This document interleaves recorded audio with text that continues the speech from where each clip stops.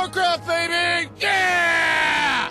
My nipples are all hard and I'm gonna pwn noobs.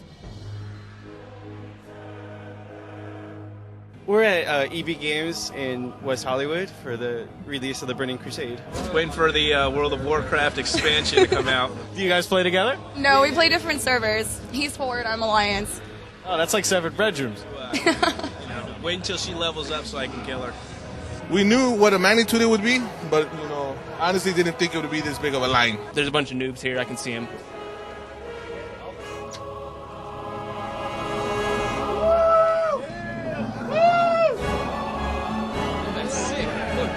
Have your receipts ready, I'll make it go faster.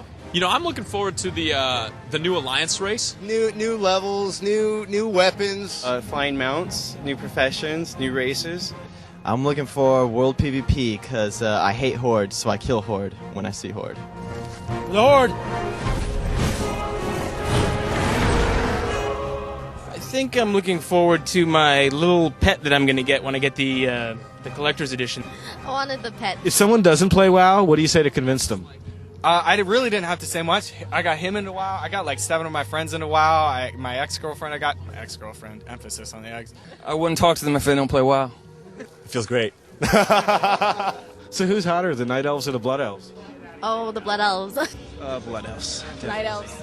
Night Elves. I would say that the Night Elves are probably 17.334% hotter than the Blood Elves, repeating, of course. My main is a Tauren Shaman. His name's Thangor. That's what I'm talking about. He's a elemental, so he's really into doing a lot of damage for as much as he can. I have an Orc Hunter. I have a Troll Rogue, and I have an Undead Mage. So I like doing a lot of damage.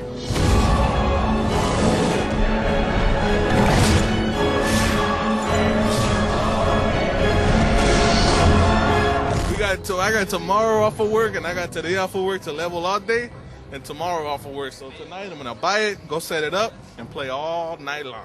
I got to work at 7. I'll probably play right up until I get to work. All night until school in the morning. Yeah, I got the laptop in the car so I can load it on the way, in all honesty. I don't know. I'm just gonna install it and just try to get maybe up to level 62 or something. It's probably gonna take a while, but however long it takes. I think people are afraid of how powerful we are, because if we were to unite, which we already have, and begin to take over the world, I think 8 million people now, I think that the world would be in for a big surprise when 900 shaman come running over that mountainside, you know what I'm saying?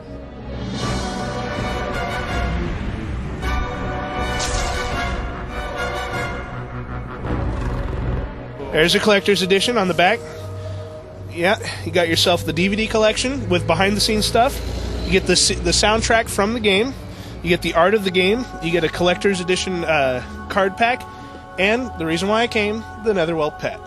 Free map with every purchase. Tell me about your most epic quest or battle to date. Raiding this girl's molten core.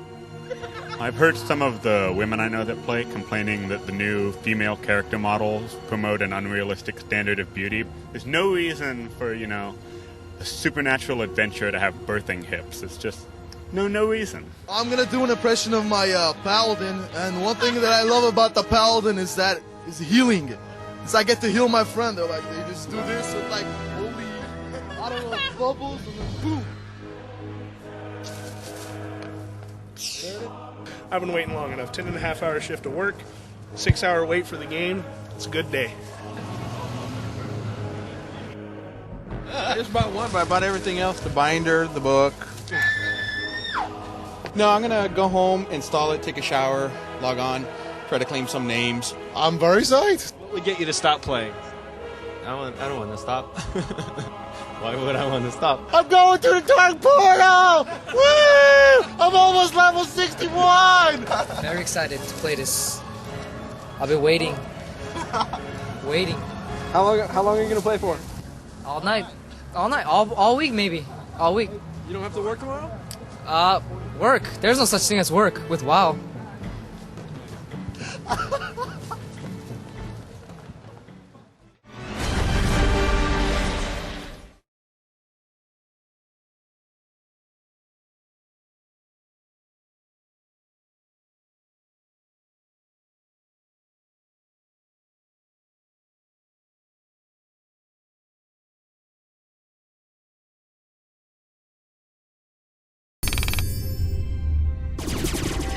I'm Jeff Kaplan. I'm lead game designer on World of Warcraft, the Burning Crusade, and we're going to tell you a little bit about our new expansion pack coming out this year.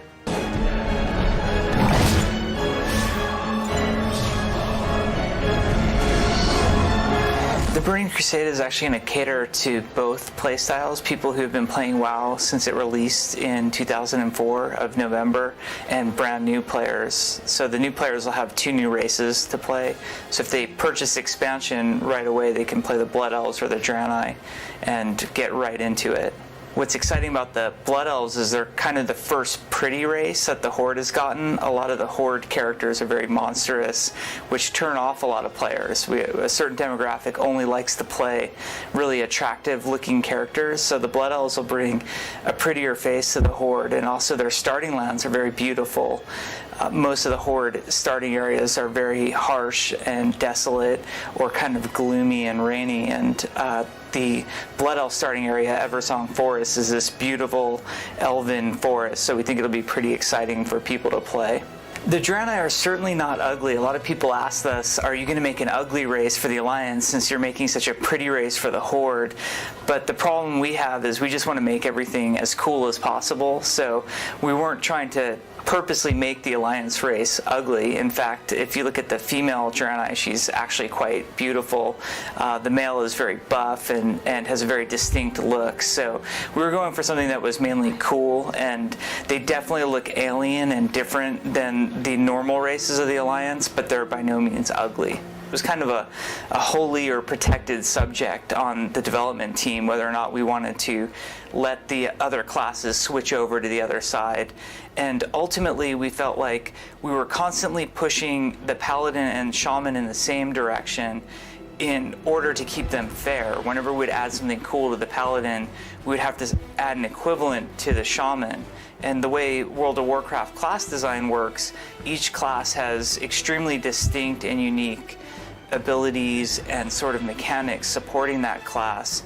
So we had 2 conflicting design philosophies going on, and we were more interested in making the Shaman and Paladin distinct from each other rather than constantly having to play a game of fairness.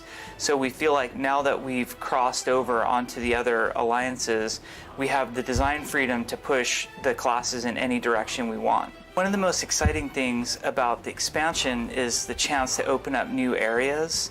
World of Warcraft takes place in the Warcraft universe, which has existed for a number of years. Blizzard's been making Warcraft games for over a decade now. But what'll be exciting for WoW players is the fact that they'll have all these new lands to adventure in. So a lot of Outland looks very desolate and ripped apart. You'll see a lot of pieces of rock floating off into the twisting nether, but we've also had some areas of the new continent that are pristine and beautiful, because we realize players don't like constantly playing in that oppressive feel of a desert environment or a harsh environment. So we really try to mix up the scenery that players get to see.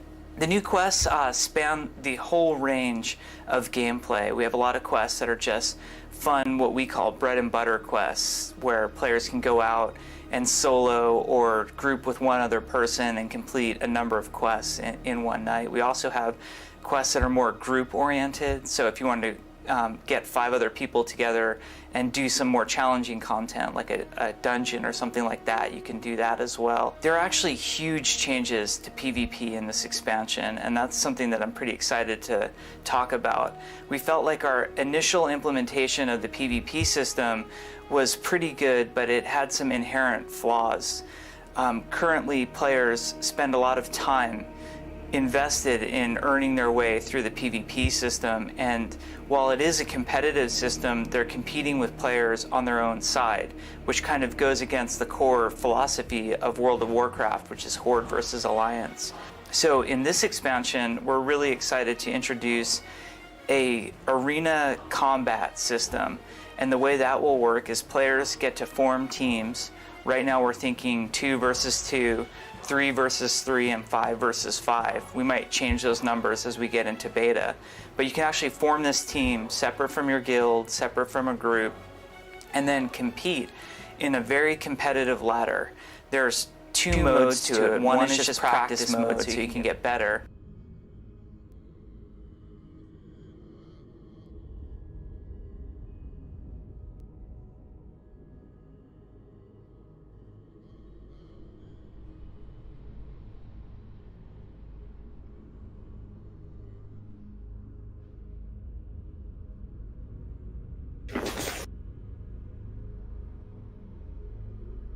Doing great. Fantastic. Very good.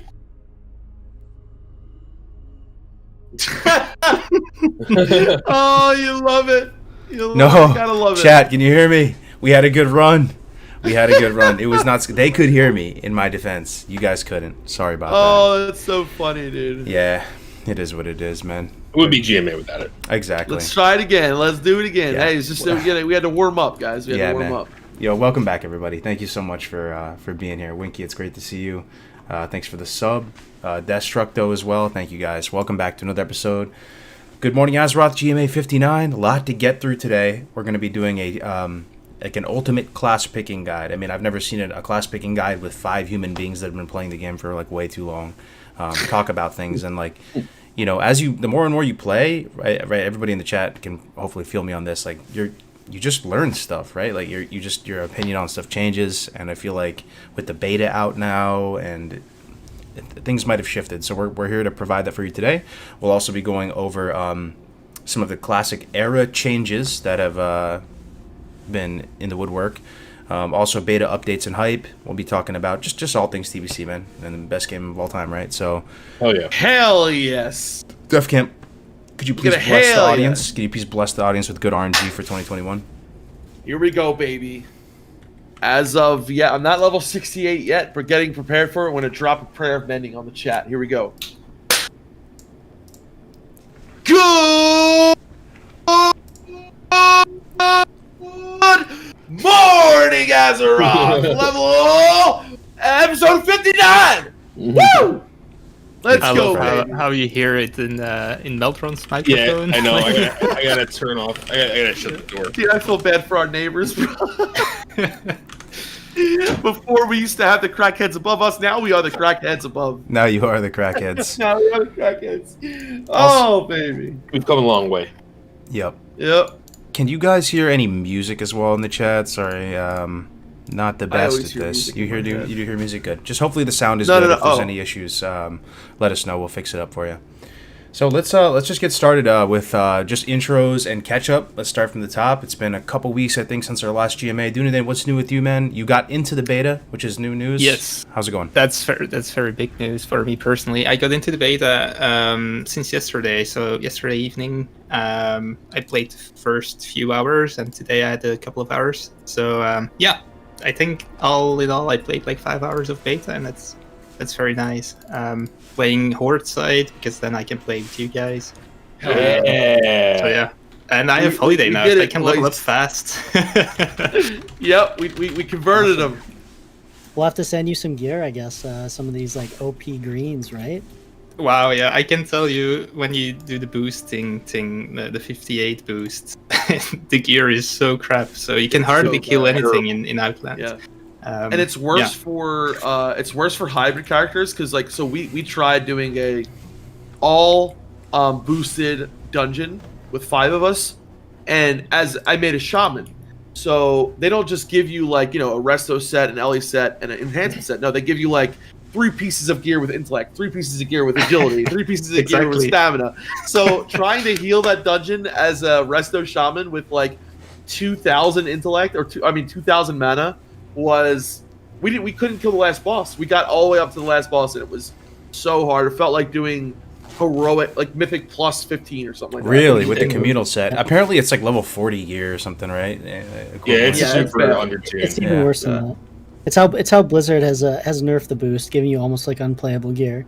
Yeah, it's not even worth buying the boost, guys. Not at all. Just don't buy it. Don't buy it. They'll probably give different gear for the actual boost, but who knows? Yeah, I would think they have to, because that gear is just it's almost unplayable. It's rough.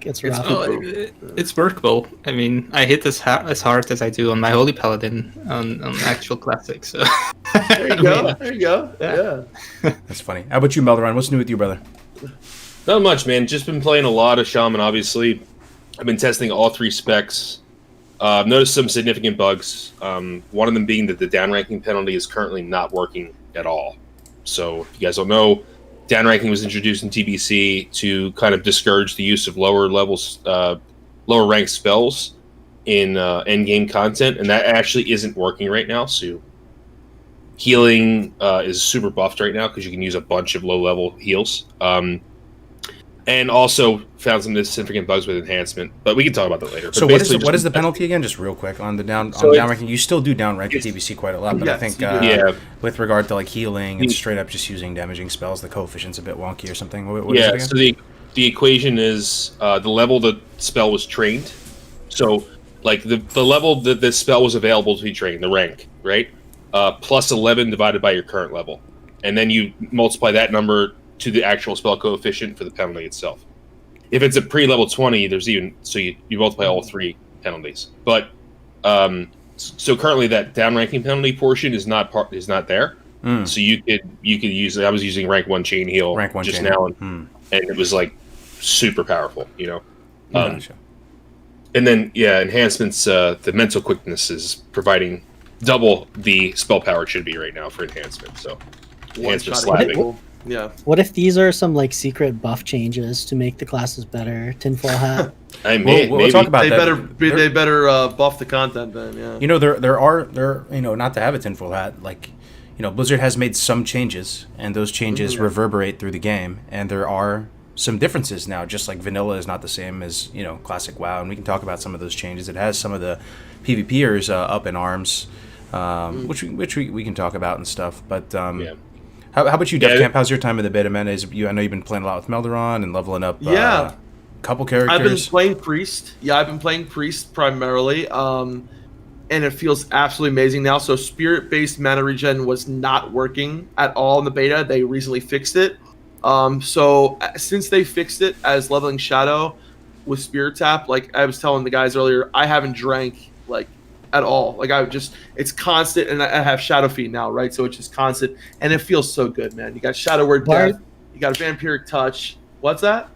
I was gonna say bars hate him. He's no longer drinking. That's funny, man. That's right. I'm clean. It's a good video title, thumbnail. But there, you know, like Melderon said, there's still some bugs that I'm hoping they get fixed. Like as a healer, I'm like, so I've been healing dungeons. I respec all the time, right? Yes, guys. Like I've been respecing probably like 3-4 times a day at least. And the one thing that I really hope they put in there soon is, you know, interface options, and then the scrolling combat text. They haven't added the healing text that you see on other people. So as a healer, it's like a big pet peeve of mine. I hope that they add that soon.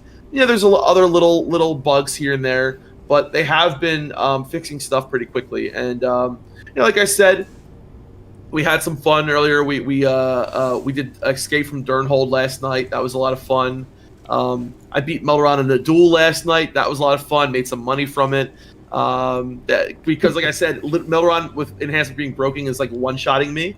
But we were able to beat him last night. So that's not why I one-shot you again. Yeah, that was why. But like I said, you know, I've been streaming a lot. You guys know I've been like you've been going hard, man. It's great to every see. day, and it's I'm having a blast, man. I'm having an absolute blast. Yeah.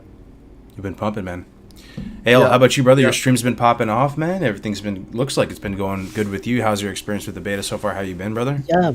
Yeah, everything's been going good. Now I have about like a rate of people watching me every time. It's been fantastic, and awesome. The beta's been a ton of fun. We've been basically grouping like, you know, with Def Camp and Melderon and like Josh from Countdown, like in Costine, pretty much every dungeon. It's just been like a ton of fun blasting those dungeons out, and they've been doing constant updates as well. There's a lot of like kind of like game systems and stuff broken, so Blizzard's been putting like a ton of work into getting those things fixed up, and every patch they put out is like a big significant chunk of issues being worked on. So like it actually feels really good. Every update there's big fixes. So they're definitely putting in a lot of work to make sure this is getting up to speed.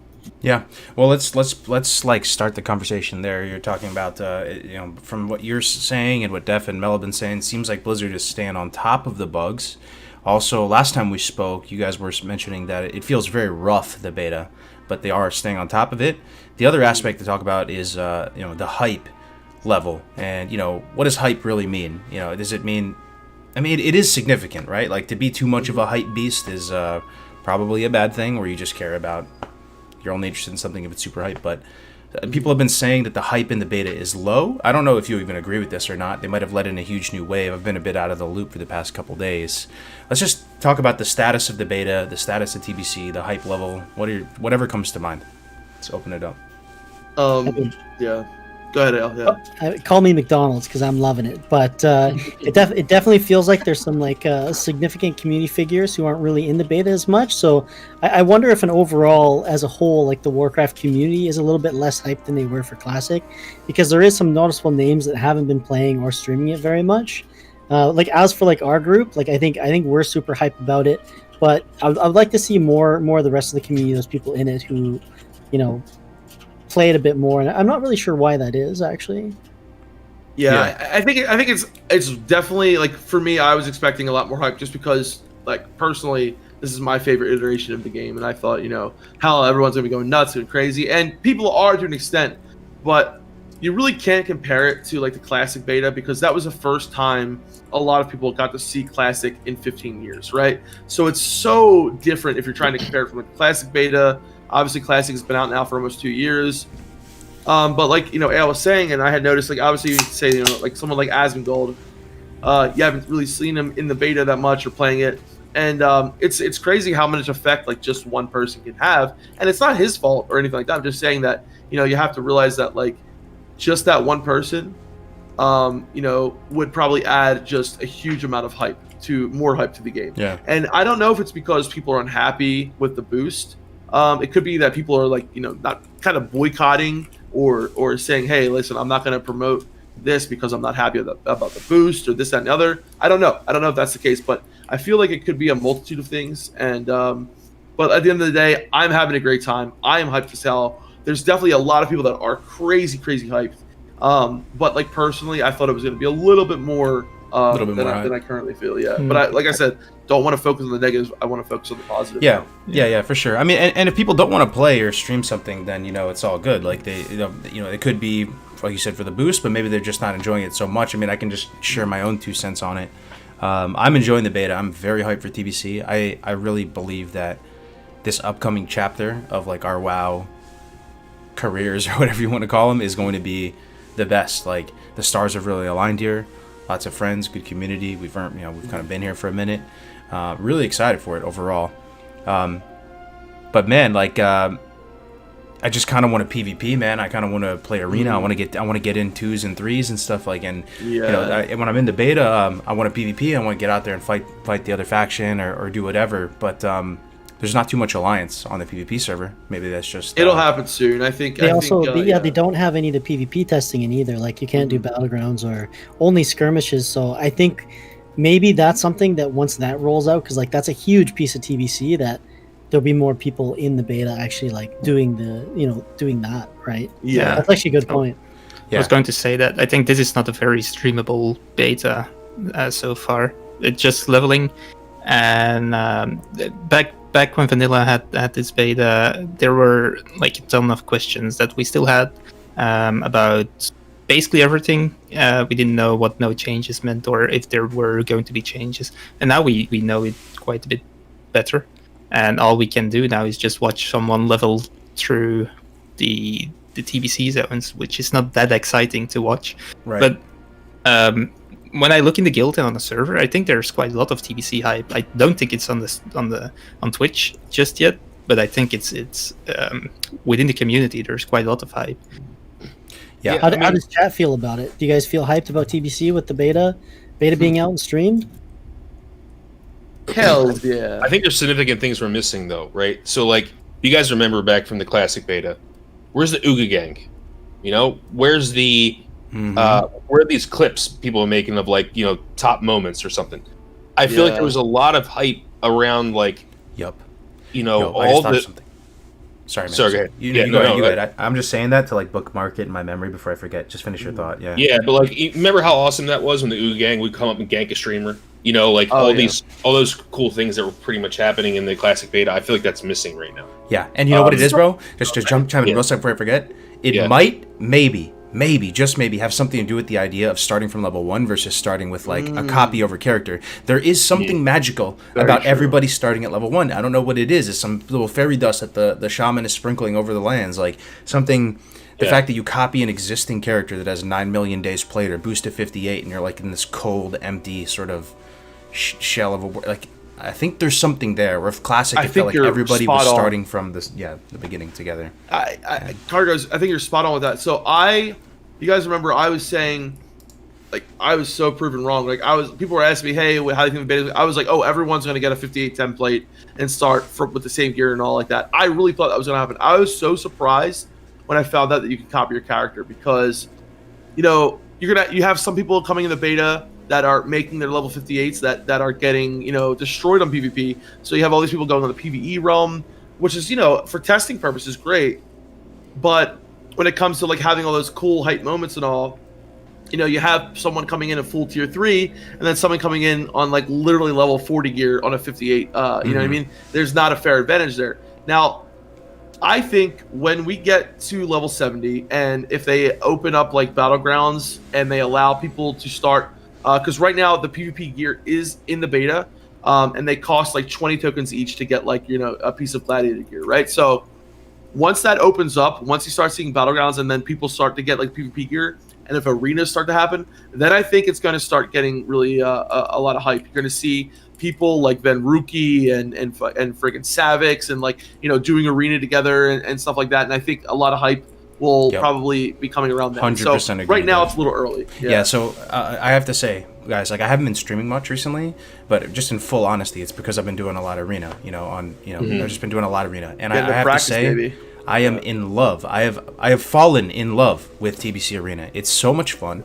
The community has been great so far. I mean, there's always going to be some crazies, right? But like, I really, I'm loving the TBC Arena so much, man. It's all I think about. It's all I want to do. And just to tie it back to the original point, it makes me realize that TBC kind of is about Endgame a lot more so than with Classic. Classic really is a lot more about the journey and leveling up from 1. The whole time when you're leveling an Outland at like 62, you're just like, yo, fuck me, man. I wish I was 70 right now. I wish I could just queue some 2s or some 3s, right?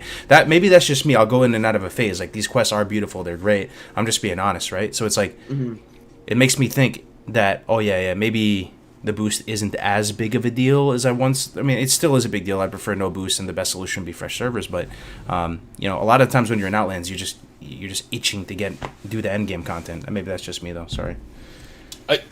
I mean, so I've tested every single quest in Hellfire, every single quest in Zanger Marsh, every single quest in Terrorker, and I'm almost on the grind. The only reason I'm not doing it anymore is because I'm capped right now. And I think the questing experience, maybe because it's new, but the questing experience for me in TBC is worlds better than it was in vanilla. That's just me. Agree. The quests are just they're built better. They're more interactive. They kind of, this is where they kind of got in the whole clump mentality, where you kind of go into Thralmar. There's a clump quest there. Sends you to Spinebreaker. There's a clump there. And you feel like you're progressing through Outland instead of just, you know, take this random thing that's Tenorus, and you're like, why am I doing this? You know what I mean? And I'm not saying that isn't special. That's very special from Classic. But I feel like you feel like an explorer in a new world. And I think the questing is so good. I know a lot of people are going to sleep on the questing and just spend their whole time in dungeons, but I just don't. I wouldn't recommend it. It's just so good. Here's the thing, though. I think you did the questing in the beta without add-ons as well, right? Until they just introduced add-ons. Yeah, so that's quite important, because once you have add-ons like Questy, it shows you where to go. You're not exploring the world anymore. You're just following arrows, basically. Yeah. And at that point, in my opinion, the old system in vanilla is then a better system. But then you still have to think for yourself, where do I go now? Do I go to Westfall? Do I go to whatever place they send me? And in TBC, you can basically mindlessly follow the arrow. So I like how I didn't install any add-ons, even though I think they are available. DevCam told me at least now since a few days. I kind of like doing it without the add-ons right now, and I think that adds to the questing experience quite a lot. Yeah, well, I had to get a damage meter and weak auras. Those are the two that I need to have for sure. So I have those. The weak auras are fun and everything. It's become such a crutch with add-ons. You actually see it a lot in the beta before they had it in. People, like, every friggin' message in chat was, hey, why aren't my add-ons working? Where are the add-ons? Why can't I have add-ons? Yeah. So like, now having that, I think, as well, is going to like drum up a bit more interest, because the community, like, they love their add-ons. They do. It makes you realize how notice, dependent though? you are on them, though, right? When you're like playing Oh, for a couple days 100%, with dude. nothing, you're just sitting there. Yeah, sorry, Def, go ahead. I no, it's like it was really cool because like every one of you guys said something differently that you love about TBC. Like I really feel like TBC in particular, there's something for everyone. Whether it's arena, whether it's endgame, whether it's a leveling process. Like I love like right now just being in Terracar Forest, listening to the music. It's freaking beautiful, right? Like then you have the amazing arena. You have like the amazing raids. You have the heroics. And that's what I love so much about TBC is I do feel like a lot of people they might not think about this, but like there is something for everyone. Like I say that about classic too, right? But it's like compounded it in TBC. You know what I mean? Like there are people that are literally going to level up to just do arena, and that's it. And I think for right now, like we said, there's only certain things available. So we're seeing people that are obviously I love going through Terracar Forest, going through the ground, doing these quests. The music is absolutely beautiful. The zones are beautiful. But I think arena is one of the biggest draws to TBC. Like you said, Cargos. And then once we start to see some dungeons and raids as well. Like we've been doing dungeons. We did, Caverns of Time last night. But once people start to see Karazhan and people start to see, a lot of the higher end content, I think that's when the hype is really going to explode, like I said. But I just love the fact that there is, such an amazing, amount of people that surround. Like, dude, when Arena comes out in TBC, like I think we're going to see a lot of the big time, arena guys coming over at least for a little bit, trying to get Glad, trying to get rank 1 and stuff like that, and that's going to be awesome and huge for the game. Yeah, it will be, and I could sit here for the next 6 hours, chat, and talk to you about all of the stuff that's going through my head about arena and why I have fallen madly in love with it, and it is. It's more than just like queuing 2s and 3s. Like it's itemization choices. And when I think about classic TBC, on some of the private servers, like you pretty much like you start by your honor will buy you season 1 gear, and then you use arena points to get season 2 gear. For classic TBC, you will seriously have to use PvE gear to PvP for a long while. It takes a long time to get your PvP stuff, right? So you're gonna have to look at PvE items through that PvP lens and use little 2-piece set bonus here, 2-piece set bonus here, this weird trinket over here, and make these cool choices that are so fun. And another thing is, how Classic, one of the things I love about Classic is all these crazy items that have all these weird uses, and people talk about balance in PvP and Classic, coming by way of all these items and gadgets and gizmos. Those stuff do exist in TBC, man, like the engineering belt, the jewel crafting trinket with the Panther, the hypervision goggles, what else is there? There's this weird little 2-piece set bonus here. There's a trinket with there's a ring with a ton of armor on it out of SSC. There's a lot of cool items in TBC, is my point, man. Really interesting items. From Caverns of Times that like early on is going to be really good. Yeah, there's certain pieces that have resilience that you can get while questing and stuff like that you won't be able to get. And that's a really good point, Carter, because I think a lot of people feel like, TBC comes around, you do your battlegrounds, you get your gear, and then you get your arena gear, and that's it. Like, no, there's a lot more thought process that goes involved in. And we were talking a little about this earlier. That obviously there are people that have been playing TBC servers for the past couple of years, and people like myself, I played them back before Classic came out. But due to Dana mentioned this, I still think there's a lot of unknown or mystery, and not everyone knows what you just said, Cargos, right? So the fact that there is so much still unknown about TBC, I think is a really good thing, and it's going to make it so much more interesting. We're in for a meta shakeup almost. Where, yes. Like the things that Cargos talked about. It's like, how do you make a guide when everybody's gear is so different, right? Like that, where you need a specific piece. Like maybe you have something that someone else doesn't have, and then you need hit in that slot, or you're lacking stamina or something because you want to get a certain amount of stamina so you don't get blown up in arena and like that.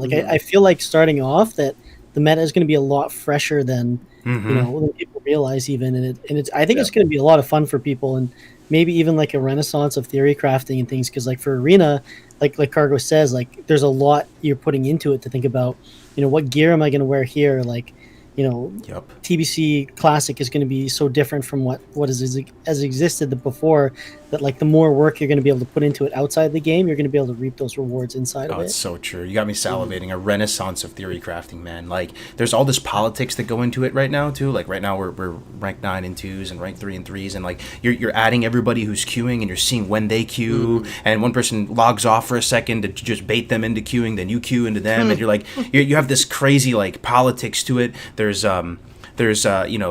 weird trinkets you can swap out. There's just so many different strategies.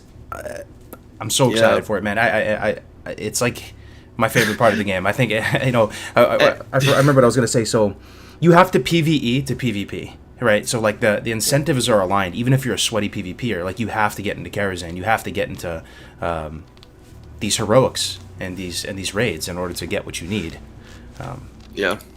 Anyway. And what we saw in the little PvP get together we did the other day, Cargos. We see just how, like, you saw, what was his name again? Riva. Riva, yeah. Like the difference of someone who's been playing, and compared to like someone like myself who hasn't really done arena in for 2-3 years, like seriously competitively. You're gonna have these people who are gonna be coming, out of the woodworks. Oh yeah, I had Glad back in the day, and I'm this, that, and the other, and like it's gonna be really crazy at first, because you're gonna have people who have been doing nothing but playing arena, like yourself right now, right, for the past year or so, and it's gonna be like it. It's gonna be a clusterfuck, dude. Like in the first season, it's gonna be crazy. Yeah. The competition is gonna, like, there is gonna be so many really good players. And I'm like, man, like back in the day I did this, but none of that freaking matters now, right? Like none of it. And I want to get a little bit about like the spell batching stuff and how we can talk about that in a second, but how that's going to possibly change the meta as well. So there could be a little bit even more of a shakeup, right? Because if they keep this current spell batching of 0.10, which is totally different than what it is, port 1.0, which is totally different than it is on the private servers, it's going to make a lot of differences. Like we were talking about, Shadow Word Death like a polymorph. The only way I could do it is if the mage had an absorb shield on, because the interrupt immediately hits him, and that little bit of pushback from the Shadow Word Death puts enough time to where that polymorph will have to it extends the time so that Shadow Word Death hits me before the polymorph does, right? So the only way I was able to do it is if he had an absorb and didn't get the pushback. I see. And little things like that, Navik had brought up another points with like rogue versus rogue, gouging and each other, stuff like that. It is definitely going to be a little bit different from private servers even. So I wonder if that will change things up as well for a lot of people. Yep. Some really good points there. Yeah, I mean, Navik was really upset about this. A lot of people who played TBC back in the day at a high level, some of you might be in the chat right now, some of your, the big plays you would make in arena are, vanish immuning a blind, or vanish immuning a cheap shot, or, a Shadow Word Deathing a polymorph. All these interactions, with the small batching window are no longer part of the game. And to a lot of people's mind, that isn't TBC PvP for them.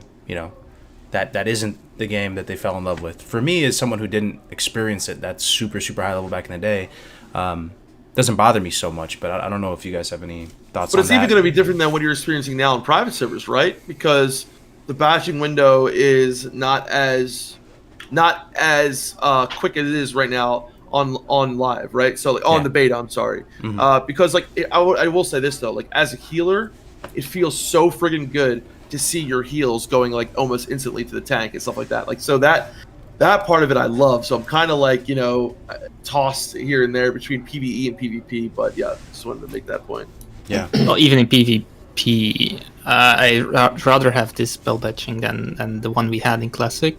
But if they want to fix it, they should probably not put everything on the same batch and just fix it for certain abilities, like they are doing it for Paladin Seal Twisting. Which again I'm not really a fan of, but that's a different thing. But they can fix Shadow Word Death, right? They can make it like you can. It's already on a different like batch window, but but it's the pushback happening like instantly. I think is the issue. So it's really weird, and obviously it's still in the beta, and they're still doing tests. and it's like, nothing is confirmed yet, but whatever. But I think this is the time for people to, do the testing, and I think there's gonna once we get into the arena and start to see what it's like, because it's so fast paced now, right? Like we did even that little bit that we did, on having those skirmishes. Everything is so much more fast paced than you're used to. Instantly trying to shadow step and kick. Well, right now with shadow step being broken, you end up like facing the wrong way. But shadow step kick, like you gotta be playing at your your game's gotta be up there, because with that smaller batch window, it's everything happens so much faster.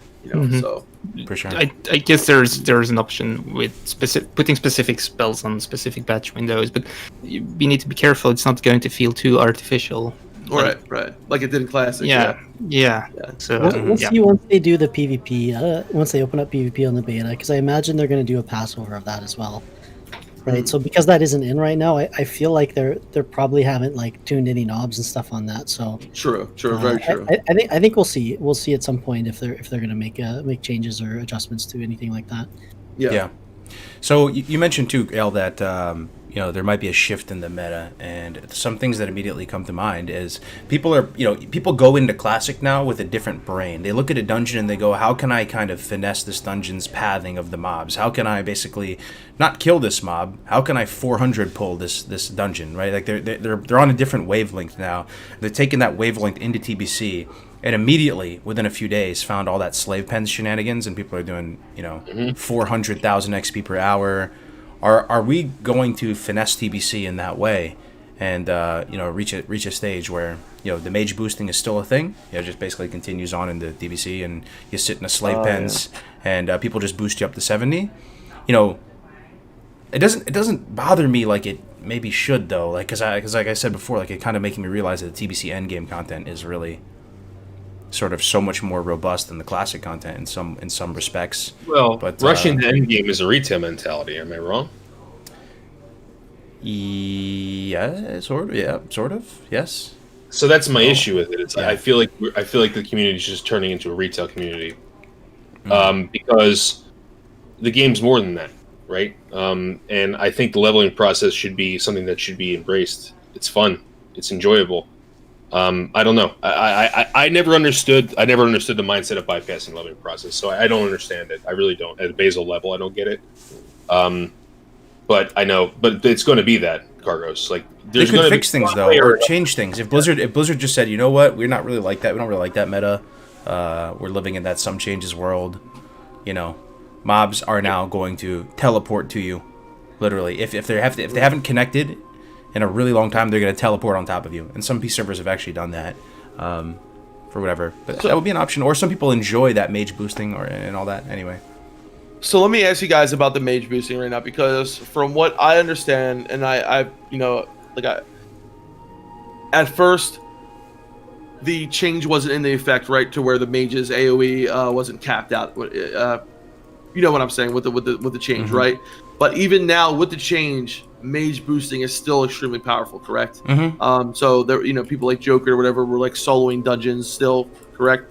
I've heard a lot of people who say that that's fine, whatever, but I've also heard a lot of people who say they wanted to nerf it even more. I mean, how could you possibly nerf it more? Like you said, like having people teleport to you or something like that. Like, I don't know, do you guys feel like because personally, the way it is now, like, because if you do something that affects endgame as well, that would be bad, right? So if you're doing something, kiting, or if you change the way that mages do AoE, and then it could have an effect in endgame that like an actual rating that we might not see. So like I feel like as long as the way it was in TBC, like people are gonna boost either way, right? Yeah, it's gonna happen. We're gonna be going in the dungeons either way. It's gonna happen. I feel like don't mess around with it anymore. Don't make it on. Yeah. The thing is, find the lowest path of resistance. Exactly. Yeah. The thing with the question you asked, if it's just a mage soloing a dungeon, that in itself is not a problem. The problem is other people joining the mage and gaining experience doing nothing, and thereby not playing the game, and also thereby making it harder for other people to actually play the game because they cannot find dungeons. That is the problem, right? That's true. So If a mage can do it on its own, that's just something a mage can do, and it doesn't really harm anyone else with it. So they should probably not nerf that in itself, but just nerf the experience gain if you stand there and do nothing. That would fix quite a lot of because in theory you could buy a 58 boost and just walk right into slave pens. You'd likely be able to zone into slave pens. You wouldn't be able to hit anything at 58 really, but then you could just kind of sit there, and then the mage would just kill everything. One thing that compared to some like P servers and stuff, a lot of mobs are immune to slow and CC and a lot of P servers and stuff. So they could take a page out of that book and make some of these mobs immune to slow. They wouldn't necessarily have to do the teleport shenanigans or buff them massively. You would just make them unslowable, and at that point that could fix a lot of this stuff. Basically make everyone participate. You need to do a certain amount of damage or healing or something like that. It doesn't need to be a high benchmark, just something, so you need to actively participate.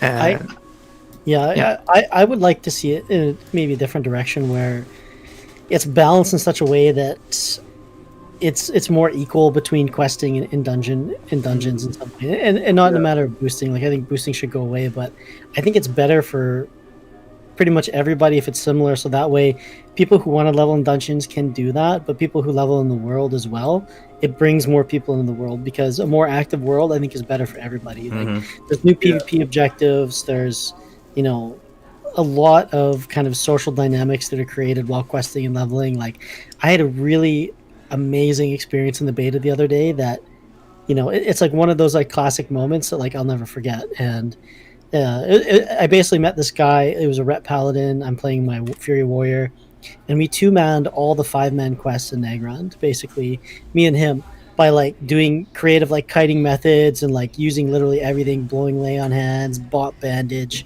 just like dying a bunch, but like eventually like getting it down.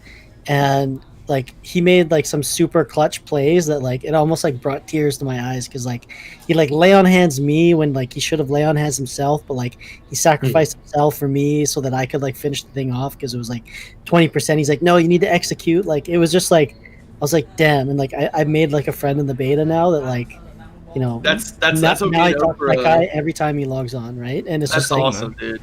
If that's you're what me just and Oprah were doing, dude. It was so much fun. We did ramps as 2 enhancement shamans, and like I love stuff like that. For the people who want to stand AFK in dungeons, you can, but like people like you miss out on stuff that like it brings more to the game than just AFK waiting for endgame.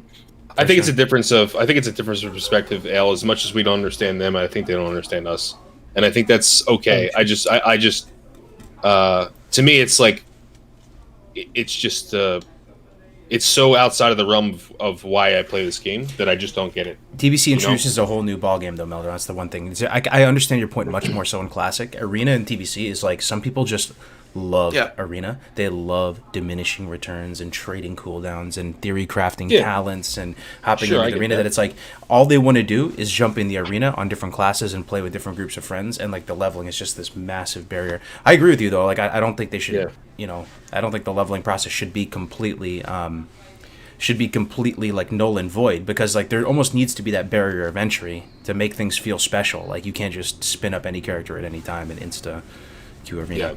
But the thing is, this is in its core, it's still an MMO, and Arena is part of the MMO, but it's not the game in itself. And some people play only because of Arena, fine, but it's still part of the MMO, and you cannot change the MMO to accommodate only those people that play Arena. If you want to do that, you make Arena servers and don't let people level, and then they can play on that. Might be a good idea, though. Actually, Arena servers and stuff with tournaments and high liquidity. But it might be in future expansions, but I don't think it is a good idea in TBC. For tournaments, right? Like they do have like the prize. Yeah, they do. Yeah. Well, it could work, but you need some PvE gear, and they would have to give that. It would be a very different thing, right? Yeah. Absolutely. Oh. You guys want to start going into the classes? Yeah, let's go. Let's go. Yeah. So, welcome back, guys. we haven't talked about this in a minute. Basically, we're all students of the game. We're all learning, and with each day and month and week we play this game, we learn something new. We really do, and our mentality on the classes shift around. And the classes, the talents, the specs, this stuff is like sacred to the WoW player who plays vanilla and TBC and stuff. So I'm genuinely curious to see what's shifted in your guys' minds, and we can all talk about it. So we're going to go through all 9 classes, hopefully, and just give you like our updated thoughts on that class moving into TBC. So on and so forth. So hell yeah. Which one you want to start with, chat? We can so I don't know if there's going to be like an overwhelming winner. I'm going to log into the beta as well, and we can kind of just boost to 58 real quick and take a look at it. I'm wondering where's all our Shaman people at? The Shaman has we'll see what people want to start with. Yeah, let's see here. People have been so excited for each class just feels so distinct now. And like, before we get into it, I just want to say what Kevin Jordan said back in the day is that they really hit their stride in TBC when it comes to class design. Man, I couldn't agree with that more. Like, each class feels so distinct. There's like no homogenization in TBC. Everything's so distinct, and it's just, they nailed it, dude. They really did. They did, absolutely. There's a lot of votes for Shaman. I think it's maybe because in Def and Melderon play a ton of Shaman. Ale actually plays a ton of Shaman too. Let's start there. So let's go boost up a... Sure. Let's see. Orc Shaman. I love my orcs. Hell yeah. All right, so there is a... I don't know. It's overwhelming to even think. Where do we start, man? What spec are you going to play Shaman in TBC? You're going to main Shaman, right, Melderon? Maybe we can start. So I'm going to main Shaman. I'm going to do Elemental Endgame, but I think I'm going to level Enhancement. You're gonna. That's the plan. Because the gear I have right now for Elemental, I still haven't found replacements for level 68. Yeah. So I don't see a really point in leveling Elemental until I get to that point. Until I get to like 67, 68, then I'll probably respec. Plus, there's basically no downtime with Enhancement. Like yeah. And we found out that you can get 2 axes, the Hakari Manslayers from ZG, where 2 of them, they scale 1-to-1 with spell power. You literally can wear 2 of those and never have to worry about healing. Like, the leash is so good that you can just rock double Hakari Manslayer, put Wind Fury in both, which is 36% chance to proc, by the way. And like, I'm telling you guys, it's going to be insane. No downtime with Shamanistic Rage. Your mana goes right back up. It feels so good. I actually decided that Shaman is going to be my main PvE alt enhanced with Shaman for TBC. I'm so ready for it, dude. Okay. Very nice. Yeah. I'm trying to get... I'm just trying to find a way to get to just the spiciest little morsels of information that people know about this class that have come to mind. Like, let's maybe talk about... I'm sorry, Melderon. I think you were about to say something, man. No, I'm just trying to give a brief overview of each spec so people can kind of understand. I think Enhancement Shaman could be a contender for the most what's the word I used last night, Def? Engaging PvE rotation. Yep. Even though it has 2 buttons, but yeah. Well, it doesn't have 2 buttons, right? So you have your totems, right. You have which you have to maintain your uptime. You have Storm Strike and your shocks, which Storm Strike has a 10-second cooldown, and then your shocks have a 6-second cooldown. So you might say, well, there's a lot of dead time there. Well, that dead time allows you to totem twist, right? And you should totem twist, because not only are you providing Wind Fury if you're in a melee group, which you should be, but you're providing Grace of Air for yourself and for the melee. So it's actually a DPS increase if you totem twist properly. So last night we were running Durnhold, and it was myself, Ale, Def Camp, another warrior, and a paladin. And knowing that you're providing those 2 other warriors and the paladin Wind Fury, and then providing Grace of Air at the same time, it just everyone just blows stuff up faster, right? And so doing insane DPS at the same time. Yeah, that removes that downtime, right? So it's a very engaging rotation if you do it properly. And the damage is great. Storm Strike feels amazing. We just found out in the Shaman Discord, because in private servers, there's this thing called the 36% Wind Fury proc feature, which we thought was a bug. It was never fixed until Wrath. if you're dual wielding, and if you're using Wind Fury on both weapons, the independent chance to proc Wind Fury is not 20% per weapon; it's 36% per weapon. So, awesome. Yeah. And that is coded in this client. You just get a random buff to Wind Fury when you dual wield? Yep. Yeah, if you're using both imbues on both weapons. If you're using Wind Fury on one and Flame Tongue on the other, the independent chance to proc on that one with Wind Fury is still 20%. I have the math to back all this up, so I will be putting that in the next Shaman guide. But there also is the internal cooldown in TBC, so there is that to take into. But even that's why you really want to have two very slow weapons. Slow as possible. Yeah. Slow as possible. Yeah, and in your, you know, a lot of people say, "Oh, offhand should be quicker." No, not with double Wind Fury. If you can't find a slow offhand, you can use a fast offhand, but you should use Flame Tongue instead of Wind Fury in that situation because you're going to lose DPS. So what happens is the offhand is going to steal your Wind Fury procs because if there's an ICD, there's 3-second ICD. There's a higher chance of the offhand proccing Wind Fury before the main hand does, and you don't want that to happen. You want your ICD resets to be on slow weapons and primarily your main hand because there's a penalty to offhand damage. Yeah. Just like in Warriors, right? So, I just want to talk about. Yeah. I'm sorry. Are you done, Mel? Yeah. Go ahead. I just want to say also, like, as someone who, you know, Shaman's one of my favorite classes. Obviously, Priest is my favorite, but as someone who, you know, hasn't really been melee that often, I can honestly say that playing Enhancement Shaman, just the way it feels, is some of the most fun I've ever had. It is, you know, potentially one-shotting characters. Like, no downtime. It feels so smooth. It feels so good. And I actually, you know, a lot of people ask, you know, how Enhancement does in PvP. I actually really like Enhancement in PvP. It's not, you know, S tier in any way, shape, or form, but I've seen Enhancement Shamans do very well in 2v2. Maybe 3v3 as well, but in 2v2 especially.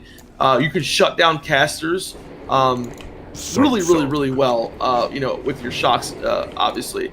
And do a good amount of damage. So you're going against a Clothy, you go ahead and pop a two-hander on and potentially one-shot them. You still have Bloodlust. You have your totems. You have instant Ghost Wolf form, which can I just say that instant Ghost Wolf form, Melderon, it feels so good, doesn't it? Especially when you're PvPing. Like it. Yeah. You can chase down people so quickly, especially if it's a caster trying to get away from you. You can just chase them down. It's actually really nice. We did some of PvP stuff on the beta, right? And like just going in and attacking them, like being able to drop an Earthbind and go in instantly into Ghost Wolf form is it feels so good, and it is so useful in PvP. So a lot of people say, yeah, you know, Enhanced Shaman isn't the best in Arena, but I think that we will probably see some Enhanced Shamans doing exceptionally well in the Arena. I think that it has its place. But, you know, at the same time, obviously there are classes that are better. But in terms of fun and in terms of, like, just having a good time, Enhancement to me is one of my favorite classes. One of my favorite specs. Well, just to chime in on this, too, I'm really delighted to be able to provide some first-hand experience now, too, instead of just, like, kind of living vicariously through the knowledge of others. Having gone through it recently, like, there's a Shaman in our guild, Brady, and there's been a few others that have impressed me, too, but Enhance, I honestly, as a warlock, usually don't think much of them. I see them, I hit them with the spell lock, I fear them, you know, totem stomp them. I really didn't think much of them, but I promise you, the Enhanced Shaman, like in a battleground, in a dungeon, in a raid, looks like they're so much fun to play, and they really actually perform a lot better than you'd think. Like in a dungeon, and just kind of the early gear, you could probably expect a good Enhancement Shaman to do 500 to 900 DPS on a boss. Maybe a bit lower, you know. I think that's reasonable, right? And then the thing is, in BGs, you can top damage. I don't understand how it works, really. I'm sitting here as a UA lock, just tab dotting everything, and I'll still have these games occasionally where an Enhanced Shaman has top damage in the battleground. They have top killing blows in the battleground, and I'm just thinking to myself, this is a melee Andy. How is he possibly getting this much damage out? Maybe you guys know. I still don't even fully understand. Because of the Wind Fury procs, dude. It's like, you know. So remember, Storm Strike attacks with both weapons. So when you engage a combatant, when you go into melee range, you're attacking with both your weapons automatically because that's just auto attacks. Each of those attacks has a chance to proc Wind Fury if you're using double Wind Fury. And then you attack again with both your weapons with Storm Strike. So there's 4 independent attacks that occur, and only one of those needs to proc Wind Fury, right? And boom, that person's pretty much dead. You know, also, so mobility.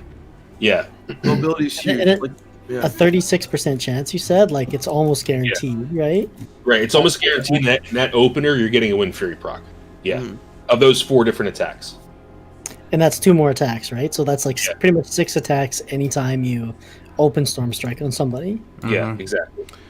This is very much how it feels versus an Enhancement Shaman in a duel or whatever, guys. You're alive and you're perfectly fine and you're literally chilling and you think that you got this, easy clap. And then you're actually turned into a green apple scented vape cloud. Like, you're literally pink misted from these Enhancement Shamans. We've been doing duels, Melderon and I. And first of all, as a Shadow Priest, right? Like, it's so scary. I did beat him last night, and, I got lucky because my Shadow Fiend dazed him. But the fact that he can just purge off all my buffs, all my absorbs, and then shock me when I try to heal or anything like that, drop everything I do to him, and like, oh, what are you going to do, silence him? I silence him. He still is attacking me with his melee and just destroying me.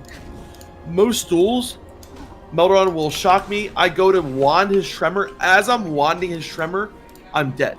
Like, I wand his Tremor Totem or attack, try to get his grounding done. I look up and I'm kneeling down because he beat me in a duel. Like, that's how quick he's killing me. Yep.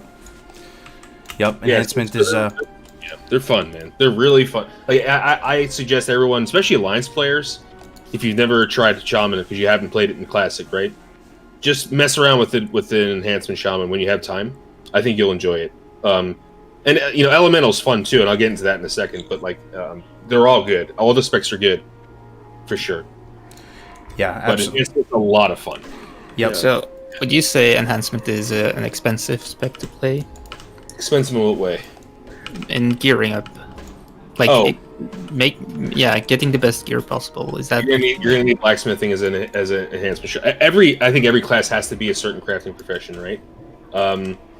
In elemental, you have to, if you want to be BIS, you got to be tailoring and leatherworking.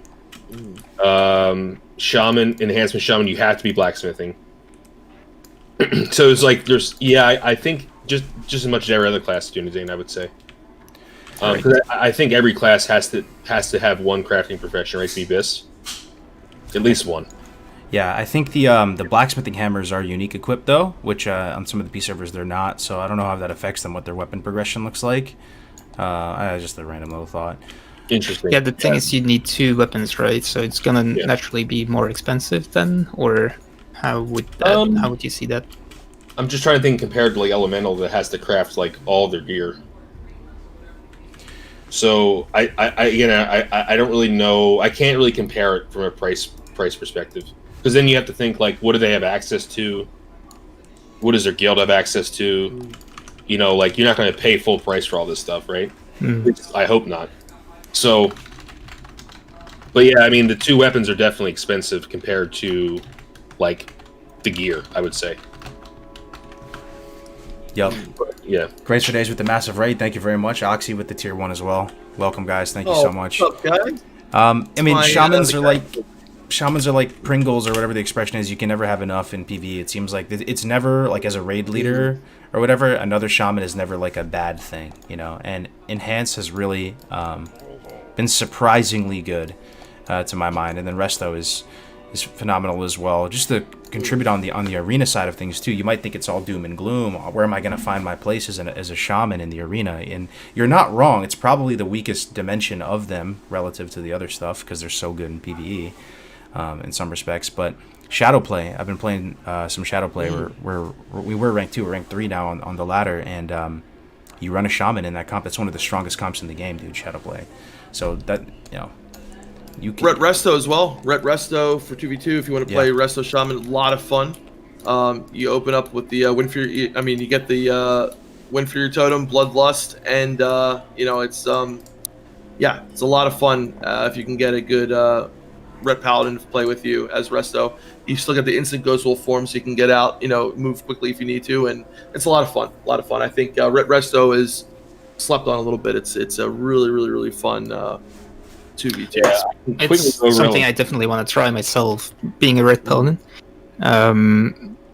I wanted to say a general thing on shamans, you probably get there, but as a guild leader, if you're trying to make an ideal raid setup and still have some flexibility, I think it's very much worth it to have multiple of each spec, because I often hear like bring one enhancement or bring one elemental and then the rest those. But I think there's a lot of value in just bring 2 of each to your raid, or to your roster rather, and then bring 5 out of 6 to the raid, and you can swap them out for melee, for healers, for ranged. It just makes a very flexible setup, really. Yeah, we're probably going to do 2 full-time resto. One of those full-time resto is going to have an enhancement off-spec. 1 full-time enhancement, 2 full-time elemental is probably how we're going to do ours. So it's... Speaking of elemental, though, out of the specs of Shaman, that one, and this could very much be anecdotal. It could be really strong. Chad, help us out here too if you feel another way. But if I had gun to my head, choose the spec that's performing the least well in TBC, it's elemental. Like, I'm never blown away by their damage. I'm happy for their totem, and I always have one in my group as a warlock, so I can use the lower hit threshold. But even as a warlock, I don't need that lower hit threshold. Like, I feel like I could just get it with a few either gems or maybe shifting one piece of gear around. How do you guys feel about Ellie? Is it really in a good place in TBC? I don't know. We haven't run a dungeon together, but like, so I've been testing enhancements since I was able to add add-ons. Mm-hmm. So now I want to shift and do some tests with elemental now that I actually have recount working, which I know details is way better, but I can't seem to get that. I can't seem to find a version that works on the beta. But like, I don't know, ask Al. I mean, like, we ran a lot of dungeons, and I feel like if you know how to fire totem twist properly, it's explosive, just like enhanced. The thing with Shaman is that it's all RNG with DPS, right? So you have Wind Fury on the enhancement side, and on the elemental side, we have our own type of Wind Fury now. It's called Lightning Overload. So it's a 20% chance to cast it in another spell. So if it could happen on Chain Lightning or Lightning Bolt. It's a half damage, 0 threat, 0 cost spell that just 20% of the time just happens. So what'll happen is the tank will engage a pack of mobs. What I usually do is wait until he has initial aggro on all of them, so like maybe a Thunderclap or like Demoralizing Shout, something like that. Drop a Fire Nova, run out, and then do Chain Lightning Shock. And if that Chain Lightning overloads, you just have 6 damage, like 6 numbers just pop up, right? So you just hit like twice. Then the Fire Nova explodes at the same time. You run in and drop Magma, run back out, and just start pumping. And it's crazy how much damage you can. As long as you know how to Fire Totem Twist, I think Elemental Shaman are going to be one of the best, like, trash and 5-man damagers. Yep. And in tier 4. Go ahead, Al. Sorry. Yeah, I had trouble holding aggro off Meldron. It was really rough having him in there. He was pumping damage, and he doesn't even have like top elemental gear from Classic, and it's still really difficult. That actually reminds me of something we have to test to make sure that the Lightning Overload doesn't actually do threat, because it was way harder than I feel like it should have been. Yeah, because now you can use Earth Shock as a shaman and not worry about pulling, because Earth Shock, the double threat modifier, has been removed from Earth Shock. So actually, Frost Shock has it now, which weird. Frost Shock has double threat? Yeah. El and I, and then Def Camp and I, we did some group quests where I was just kiting with Frost Shock because it's just so much threat. It's really broken. It's so good. Pumping these dudes. Yeah. While I was just around the world. It's pretty fun. I'm glad we're having this conversation because I'm taking a few steps back. I'm thinking about some of my experiences playing. There was this Ellie Shaman, this Orc Ellie Shaman. He showed up with amazing gear. I think the AQ set's the best for Elemental or something. It looked like he was in full Abyss gear. Yeah, I have AQ.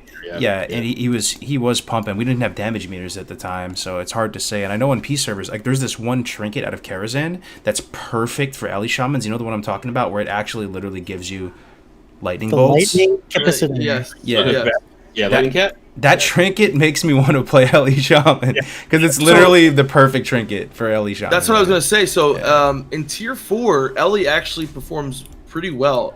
There's a video out there of Egregious, and I think like everyone was around Tier 4 killing Prince and just destroying the DPS meters, over the hunters, over everyone. I mean, it's Eek, one of the best shamans in the world, but still, like, in tier 4 they do pretty well. As everyone else starts to get better, they kind of level off. But they can surprise every once in a while. They really can. Mm-hmm. So you think Ellie's in a good spot?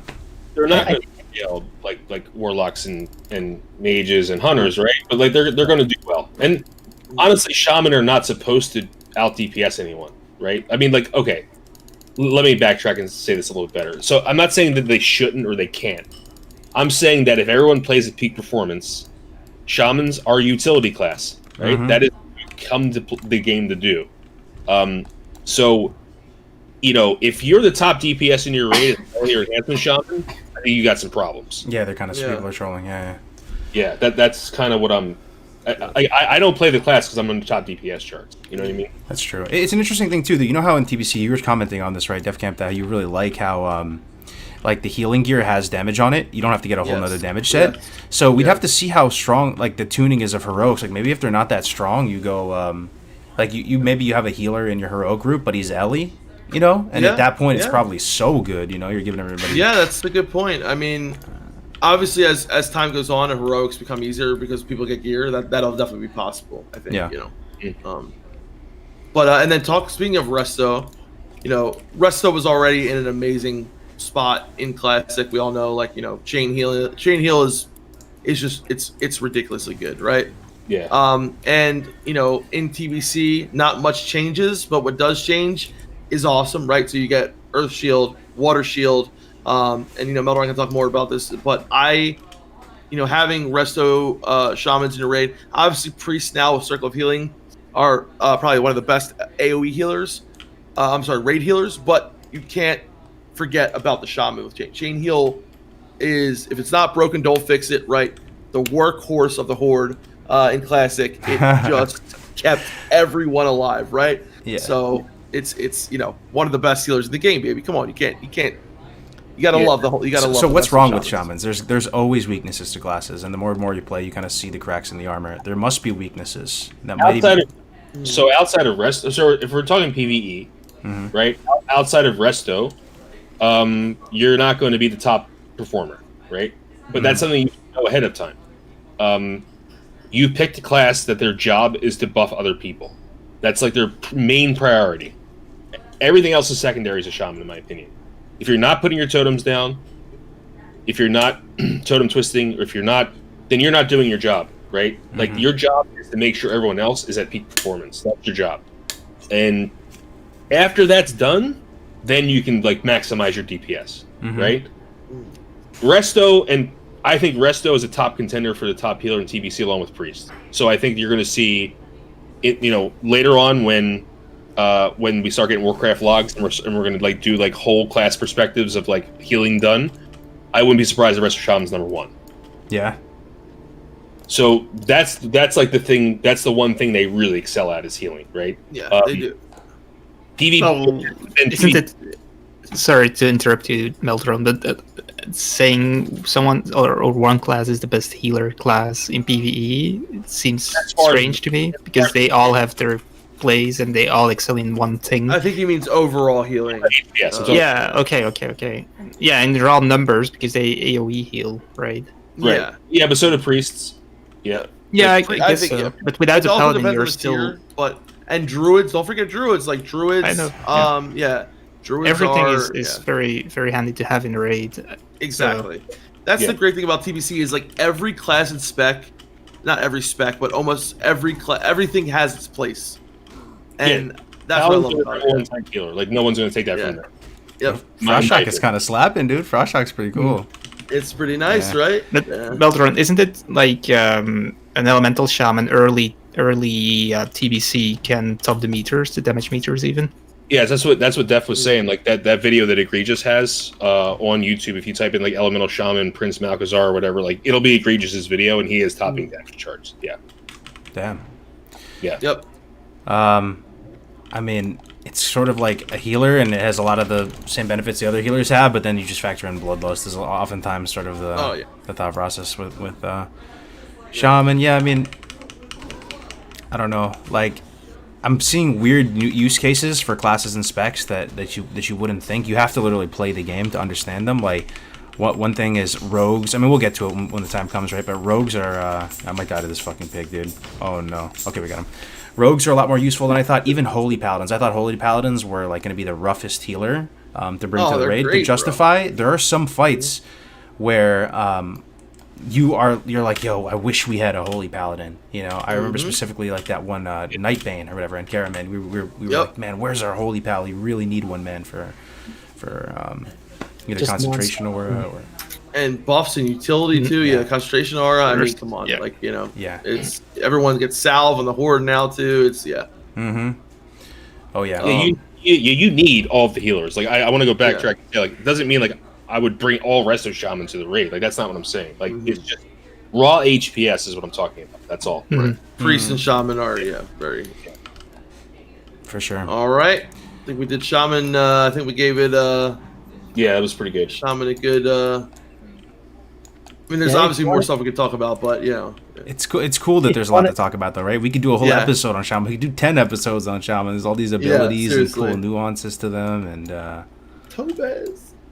Could you the TLDR? Could you recommend people to go into TBC with a full heart, playing any of these specs, and really feel like they're not going to regret their decision? You know, 100%. I think they're the most in-demand class in TBC, especially Alliance. If you want to do 25-man raiding, you roll a Draenei Shaman, and you'll have a spot guaranteed. That's so true, dude. On top of that, the Draenei gives the hit buff, right? So it's like and gift of Naru. Yeah, I guess it's like the perfect support on top of the perfect support class. I forgot. As a Resto Shaman, you kind of have on the line side, you have like a little hot right with Gift of Naru. It's because you can put it on other people. It's great. Yeah. It just sucks it has a cooldown. Yeah. But it scales 1-to-1 with healing. Did people test that on the beta already? That was one of the things that were. I haven't tested it, but I did use it, and it seems like it. Well, I didn't have any bonus healing because it was a boost character, so. But it's strong. It's really good. Yeah. Since it's a Shaman. Since that race can be Shaman, I test every ability, so I will be testing that. Yep. Okay. Yeah, we should test it because in theory, if it gets 1-to-1 spell power, scaling, it's the best heal in the game. It's literally free and it's on a cooldown. And it does. It does okay. 1-to-1. All right. Well, I mean, there's 47 million other things we can talk about Shaman, but we'll move on to the next class in the interest of time. I mean, which one do you guys want to see next, chat? Let's see if there's a overwhelming answer. Spam them, man. Spam the class you want to see next. We'll just give you our thoughts on them. Just a heads up, so you guys know, I got my second shot of my shot for the coronavirus. This the what is it called? The Moderna. When you what? The COVID vaccine. Yeah. The vaccine. That's it. Yeah. So if I feel, I'm like if I get a little tired or so, it's just that I'm like starting to feel a little woozy.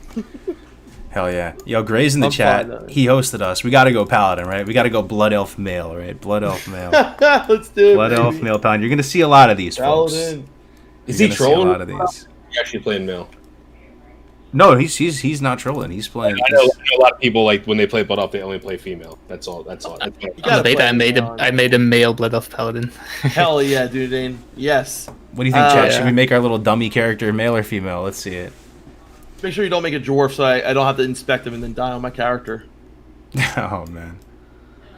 This set that they spawn the Blood Elves in are pretty classic, huh? I still remember dude, the set from I back in love the day too. Eversong Woods and that starting zone. Like if I were to level any new character in the TBC or whatever, I would always go to Eversong and Silver Moon and do those quests there because I love them. My buddy Jose, my roommate back in TBC, he was we played raided together. His character was named Luminix, and he looked just like this, bro. Blood Elf Red Valley. I'm gonna make it just like. Oh my god, what is that outfit? Look how much better the Shaman looks in the communal set versus this. Yikes. I mean, yeah. I mean, no. It'll update when you make it. There it is. See, yeah. Oh, that's what you're on a lag. There's a level 1. Yeah. I kind of want to make a level 1. I don't want to walk around in this gear. Let me make a new one. Okay, well, let's open it up, boys. So people have heard a lot about Protection Pally. They're very strong. We know about that. A part of me wants to talk a little bit of 2 cents on Holy Pally. I feel like Holy Pally is like, I don't want to say a sleeper, but more useful than you think that they would be. Like, try playing a Warlock with no Paladin buff, first of all, and a Kara, right? Just imagine you're in a 10-man Kara, and you have 2 tanks. One isn't the Paladin, right? And you have like a Druid and a Warrior tank, or maybe you're just one tanking it. Imagine playing Warlock with no salvation. Like, you will be hurting. You will be hating life. These Paladin blessings are so good, or so like essential almost. You know, like there's. Dunedain's the master, bro. Dunedain. Sorry. Yeah. So I think ideally you bring one of each pick, right? So if you look into the talents, if you bring one of each pick, you can have Blessing of Wisdom or Blessing of Might of the Holy Paladin improved. And you have Blessing of Kings or Blessing of Sanctuary on the Prot Paladin, and then you have Salvation left for the Red Paladin, and then you miss out on Blessing of Light, I guess. But there's only one. There's only one Holy Paladin anyway, so it doesn't really matter that much. If you cut one of those, you miss one of the important blessings, either Might, Wisdom, or Kings, or Salvation, which is always something you don't want, I guess. So in that sense, 3 Paladins I think is the sweet spot. More can work, less is probably not good. And I think Holy Paladin is very important for the main tank healing, obviously, because I feel like it's very niche, a very special case of healer. All 4 of them are, but Paladin still only has like hard cast heals and no healing over time. Still fast heals and quite mana efficient heals. So it's basically just spamming the main tank, keeping him alive, and having endless mana. And your talents are still focused around that. So if you go deep into Holy, you still have the or you have the new talent that makes you cast Divine Illumination, which is you already have Illumination, so now you get it's now Illumination is a little bit nerfed, right? So right. But it doesn't return 100% anymore. Yeah. And then you have the talent with which improves your Holy Light spell, because in vanilla you basically just spammed Flash of Light. On some fights you use Holy Light, but on the longer fights you use Flash of Light. And I think in TBC you can start using Holy Light on longer fights as well during the Divine what's it called? Divine Illumination? Divine Illumination, yeah. Yeah, that one. And it's only a 3-minute cooldown. And 3-minute cooldown reduces all spell costs by 50% for 15 seconds. That's nutty. Can I just say quickly, the Blood Elf Zone is a vibe, man. I mean, part of me wishes I'm not going to be a Sweat Lord and I could just level 1 from 1 and all that. Maybe we'll do a hardcore challenge or something. That's what it's perfect for. The zone is freaking glorious. The music is actually freaking glorious. How cool is it that we're actually able to like play a game and stream it and also do these guides? For like the past 3 years, it's always been slides. We're actually in a beta playing this right now. Again. The funny thing is, the first thing I made in TBC, actual TBC, was a Blood Elf Paladin. I planned to make it my main, but it never got to level 60, and I started playing the Priest instead, because that was already level 60. I said 60, right? I meant 70. But the Priest started from max level, and the Paladin didn't. Also, I'm happy to report, I might be the first person to test this in Classic WoW. The action cam does continue to work in TBC, boys. Nice. The action cam does work. Hell yeah. The question burning on all of your minds, dude. Yes. Yeah, well, anyway, I think Holy Paladin in PvE is definitely you want to have one in your raid. I probably don't want 2, but 2 can still work. It's not that it won't work. 1 is probably necessary. Well, necessary. Nothing is necessary, but it's highly optimal in my opinion. Maybe not for the best min-max guilds out there, but for the most of the guilds you want to bring 1. I think the main problem with Holy Paladin is in PvP. Since you don't have the healing over time, you only have the hard cast, and your only defensive is bubble, which can be dispelled now by priests. Once you use the bubble, you're very vulnerable for, against get worked. You just go Shockadin. Yeah. Shockadin is something on itself. That's a very interesting spec, actually. I tried that on some other server. Maybe a friend of mine did. And it's really, really nice in the sense that you have a healer, but he can also do quite a lot of damage. So it's a pure hybrid spec, basically, and you can do a little bit of both. The damage is actually way better than I actually thought at first. So you can do almost as much damage as a full red paladin. And on top of that, you can still do some very, very good healing. and it's also very bursty damage. The only problem is you need to gear specifically for the Shokaden thing, so you can't do both, I think. I do feel people sleep on Holy Paladin a little bit. In like, it is obviously there are better classes, but Holy Paladin can be good in some comps, and I think like a really good Holy Paladin can actually do really well. But obviously, like when compared to Druid or Priest, it's a lot. It's very hard to compare, right? But there are some good comps for Holy Paladin. 5s is the best to play Holy Paladin, right? Because you can. Well, 5s is just you burst someone down, so if you can bubble yourself and put Blessing of Protection on someone else, Blessing of Sacrifice on someone else, and then that's all you do, basically. Maybe not Ale is not agreeing. Is that right? No, I'm not agreeing with No Hit Jerome saying play double healer hunter in chat. Double healer hunter? Okay. Oh yeah, I have some stuff to say about hunter. Good news about hunter though. Yeah, the troll. But I think Shotguns are strong. They're very strong. Yeah.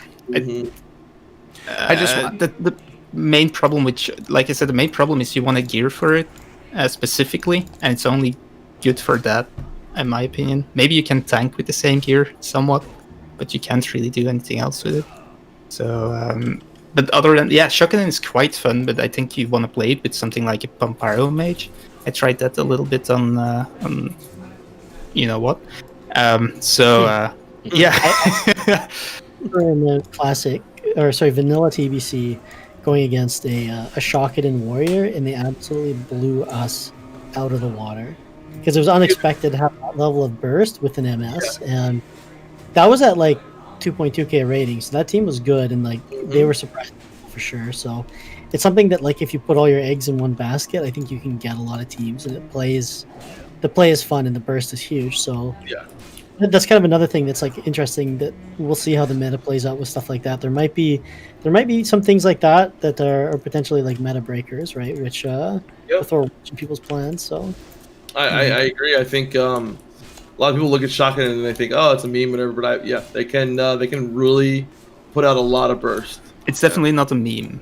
I can tell you that much. If you gear correctly, it's not really. It's not a meme. It plays, in my opinion, it plays quite a lot like the Wrath of the Lich King Holy Paladin, like the Prot Holy Paladin Wrath of the Lich King, where you could do the Holy Shield for quite some burst damage, and other than that, you were still a very good healer. This is kind of the same gameplay. You heal, and then you do the Holy Shock and the Judgment of your Seal of Righteousness, and that does a lot of damage. So you can do like 3, 4, 5k damage in a few seconds. I just know going into some of the P server stuff recently, like I thought I'd never want the Holy Pally. I thought it was just like, imagine playing Holy Pally. I didn't see any use case for it. There is a use case. Like the buffs, you can make big plays with the bubbles and stuff too. Like you can really ignore a lot of mechanics with it.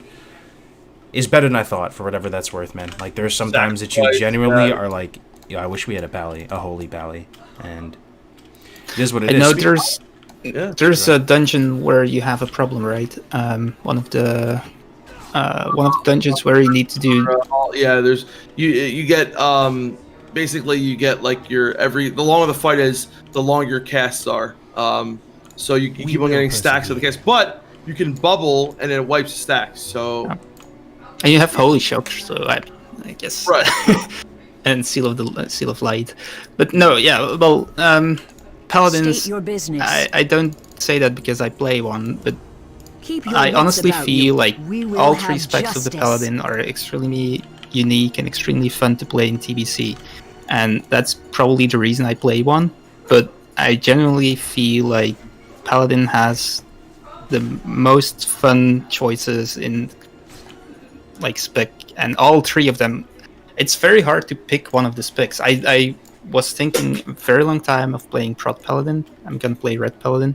I genuinely think all 3 of the specs are extremely nice to play. And if you don't know what to play and you want to play something enjoyable, Paladin I think definitely is one of the more enjoyable classes. Whatever spec you want to play. Can we talk about Prot? Because definitely. Like when I played back in the day, Prot Paladins were, so talking about like in TBC, Prot Paladins were always amazing for heroics, and on private servers always like, oh, let's get a Prot Pally, let's get a Prot Pally. But back in the day when I played, Prot Pallies were, brought to every raid. They were still amazing. They were great for heroics, but people, had warriors, main tank a lot of fights. But now this time around, I think we're going to see a lot of prop paladins when they start to get geared enough, tanking fights that people thought that only warriors can tank and stuff like that, right? I think prop paladin is. I definitely want to level one up for like doing heroics and Kara and stuff like that. I think prop paladin is going to this time around in TBC turn a lot of people's heads around. I think people are going to see just how capable prop paladin is on a lot of fights. Obviously, they don't have the cooldowns that a warrior has, but once they get fully defense capped and aren't getting crushed anymore, they can take a good amount of damage, right? And the fact is, they can hold threat so damn well, right? Melderon, was having issues pulling off of other tanks in dungeons, warriors. I don't know if you went with the druid, but could never pull off the paladin tanks. Even in their shit they had. The amount of threat, obviously a warrior can, on a long fight over time, can get massive amount of threats. But when we're talking about, AoE mobs and people just blowing shit up, paladins are first of all, I think they're a lot of fun. I think, the prot, I love the fact of, them getting mana back as they get healed. It's like such a cool little, thing that happens at that they bring into the table. Having a taunt, Avenger Shield and all that. I just feel like prop paladin makes me want to tank.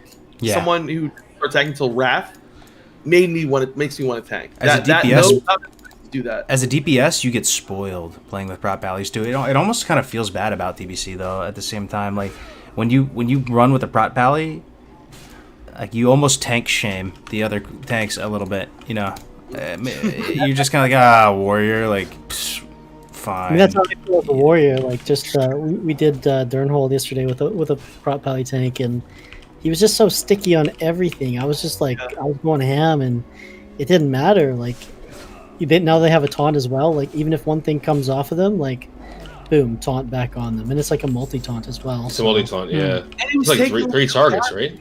Yeah. And he was wearing mail pieces too for spell power, and it was just like, it was fine. So yeah. Funny. Super. Yeah, the nice thing about prop paladin also is, personally, tanking I feel is always very stressful on a warrior, and a little bit stressful on the druid as well. But on a prop paladin, it doesn't feel like that at all. You will have the threat, and it just feels great. It doesn't feel stressful at all. It's a way different playstyle than warrior. You don't have to be like the sweaty little motherfucker that's stance sensing and all that crap. You just, some people like that, I suppose. Yeah.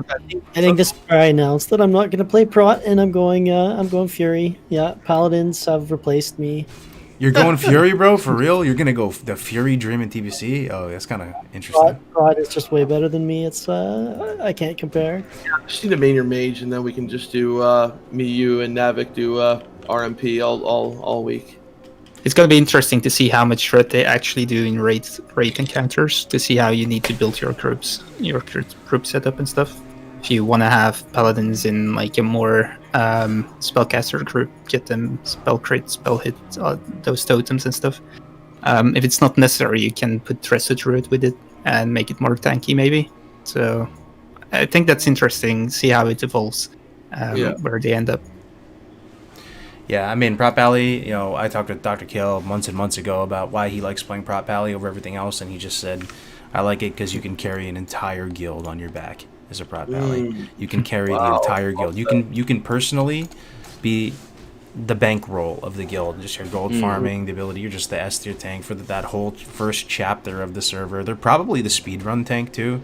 We'll have to see. But Consecration scales 1-to-1 with spell power in TBC, as opposed in Classic it's like 30% or something. That's like really abysmal. Wow. Yeah, it scales 1-to-1.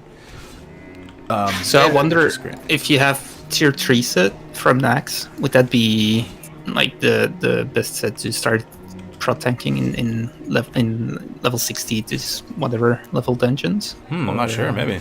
What does it do? Because it only has healing in vanilla, but now you get spell power once TBC hits. So you have a lot of armor. You have a lot of stamina on it, and you have a lot of spell power on it. So it's probably not the best gear, but many paladins will have it because they play holy now, so you can quite easily start tanking, I think. Mm-hmm.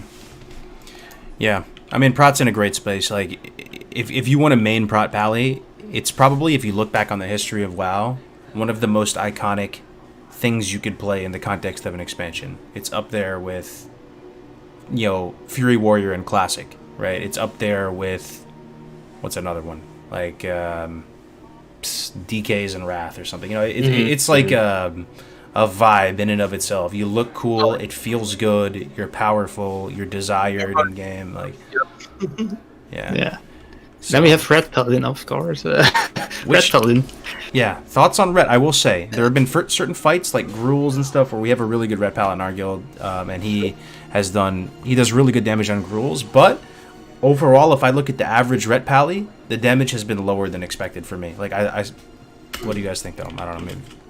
Now, it's hard to say. Go on. Yeah. Because it's going to be on, because when seal twisting with blood and command, like, you can do a decent amount of damage, right? I like I said, I always watched Costine, and he would switch between Ret and Prot, and I've seen him top DPS fights, and I've seen Red Paladins do it. So I wonder if I don't know how it works on the private server that you play on, or but if the seal twisting is the same and how it is going to be in TBC. But Red Paladins are are no longer the meme they were in Classic, right? Like they're going to be doing a good amount of DPS. I think even if they don't top the meters, they still bring a lot of value to the raid. You still have the additional blessing, basically salvation for all classes, or blessing of light on the healers probably. But anyway, you have a good blessing. You have an aura. You have an aura that gives 2% damage to your whole party. So that's quite good. You have the seal of the Crusader with talents. It gives an additional 3% crit to the whole raid. Whether you're a spellcaster or a melee, doesn't matter. So you have quite a lot of interesting buffs, and also you refresh the judgment of all paladins. Right. Or the seal of all paladins. Well, the judgment basically of all paladins. So that's very important as well, and it should not be slept on, I think, because that means that your holy paladin and your prot paladin, basically your holy paladin, because your prot paladin can do it himself, but you can keep their seals up as well. So it's an additional debuff on the boss, which is beneficial. Like, could be seal of light, seal of wisdom, that you're keeping up on top of your own seals. So I think it brings a lot of value, and on top of that, you have quite decent damage. It's a little bit comparable with shamans, like damage shamans in a sense. One thing I noticed, bro, it seems like kind of easy to get weapons in TBC. Is this dumb chat? Like, from what I've seen, people don't really like. You would think Gore Howl, and these cool weapons that drop, these two-handers and stuff are super desired in raids. Like, they're kind of not. People are going for their Storm Heralds and stuff. Like, these cool weapons drop in raids and dungeons, and I feel like they're kind of easy to get if you're gonna play Ret, or if you're gonna go try to get a two-hander as a Shaman or something. Yeah, because there's only two classes that really use it, right? So you have Arms Warrior and you're the Red Paladin. So that's probably two people in the entirety of the raid that use it. And also, you're gonna want a sword, so it's probably more for PvP. And is probably the worst for PvP as well. So a little bit less in demand. I think a lot of the min-maxers are going to definitely be going for blacksmith weapons, right? So it kind of relieves the pressure on weapons a bunch. Unlike Classic, Classic is the nightmare for weapons, right? Trying to compete for those. You know what? I think Red Paladins are going to be, it's just a gut feeling, but I think they are going to be very good in arenas initially. I tried them out a little bit, and it's not that hard to deal a lot of damage. I was playing with Seal of Command. I didn't play too much with Blood. Sorry, Ale? Could you talk us through that? Just like how that damage kind of rotation works? Yeah. So you want to know specifically because I'm in arena, right? Because just like they're doing a lot of damage right now, and like, so yeah. why that? So I played on a server that should not be named, and I only used Seal of Command as a seal in PvP, because at that point I didn't know about Seal of Blood for Alliance yet. It was before BlizzCon, right? I think it's a Season 5 server. And I played some 2s, I played some 3s, with warriors, with basically any class paired up, and it wasn't hard to keep up with the damage of a warrior. I did quite a bit more damage oftentimes, and I was by no means I mean, I'm not a pro in PvP. I didn't play a lot of Red Paladin in Classic, and never really played a lot of Red Paladin, but I felt like I did quite some big burst damage and some heavy steady damage as well, because of the Seal of Command. You have the burst damage, and it wasn't. And wings, yeah, but wings is strange to use. So because if you use wings, you can die because you don't have bubble for a minute. Right. Basically, I just spent my cooldown. So I'm not, like I said, I'm not a big pro in PvP. So I just use Crusader Strike and Judgment. I did use Judgment, even though it doesn't do that much damage.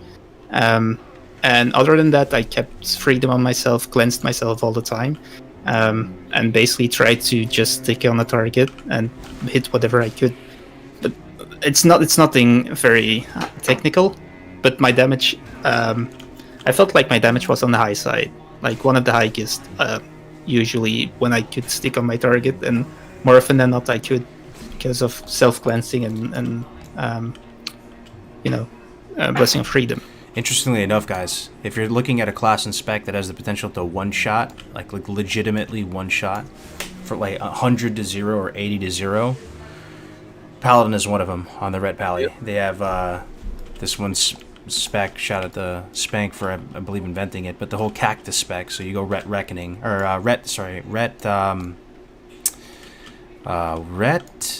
is it Ret Reckoning? What is the name of the blanket on the one where it stacks up the charges of it? Stacks. It is Reckoning, right? Okay. Yeah, it is. Red Reckoning. Yeah. I should add, I didn't play that spec. I just went deeper in Arena, and that did quite a lot of. I think it did way more damage than I expected, so it was surprising. And I think early TBC it will even do more damage. Yeah. So I don't know, Ale, did you have any specific questions on that? But I don't feel like I answered your question. That was good. More so, just how will that change with the seal twisting potential that they've implemented for TBC beta? Yeah, so the seal twisting is, like I said, I'm not very good with it, and I tried it on target dummies. It feels a bit strange to put it into your rotation at first, so I guess it's something to get used to. Because if you seal twist and you sometimes miss a cooldown on something else, something gets off cooldown and it's still on the global because you seal twist. So when I do it, or when I did it at first, it was a DPS loss for me. In PvP, it's probably different because you're running on your. Well, you basically are not sticking on a target all the time, so you can probably seal twist better without losing globals. In PvE, it felt strange on a target dummy.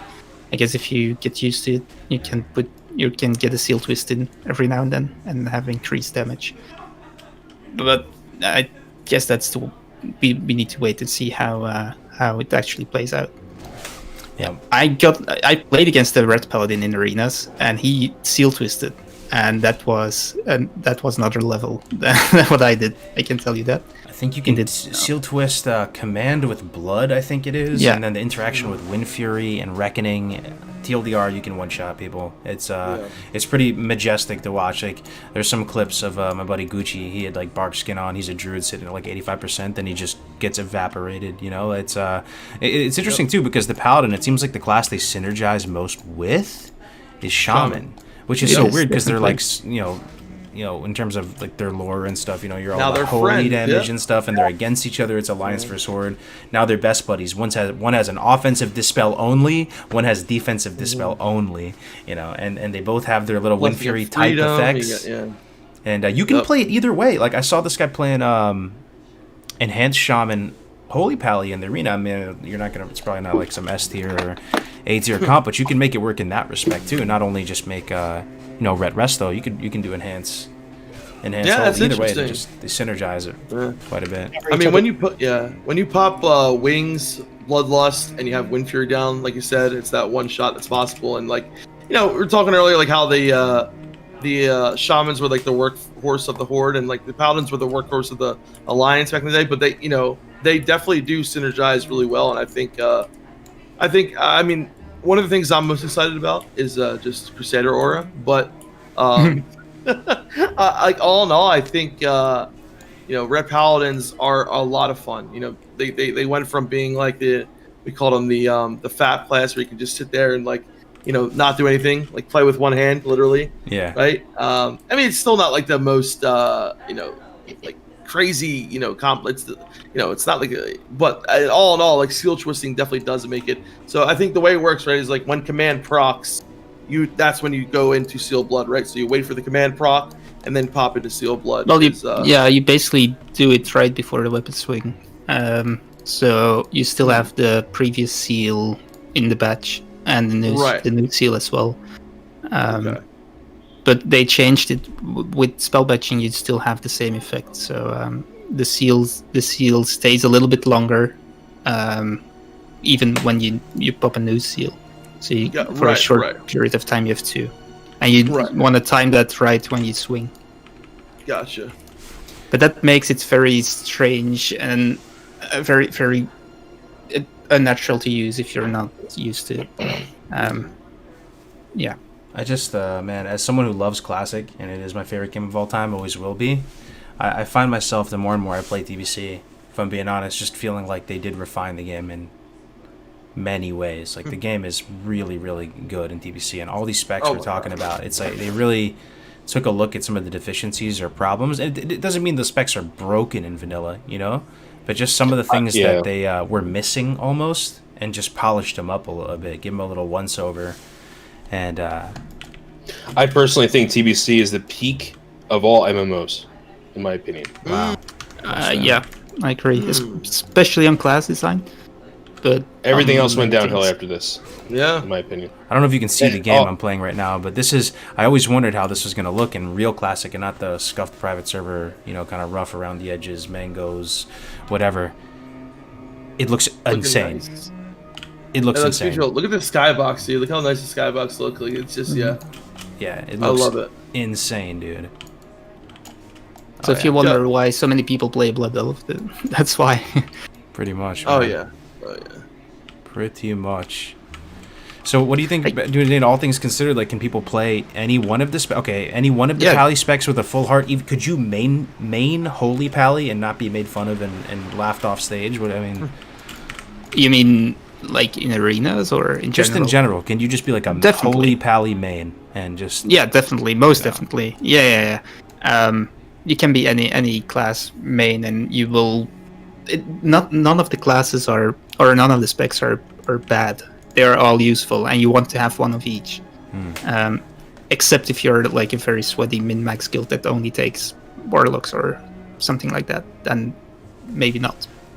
And then you still want to have prot paladins. So you always want to have paladins in the raid, but you a general setup will have one of each paladin spec.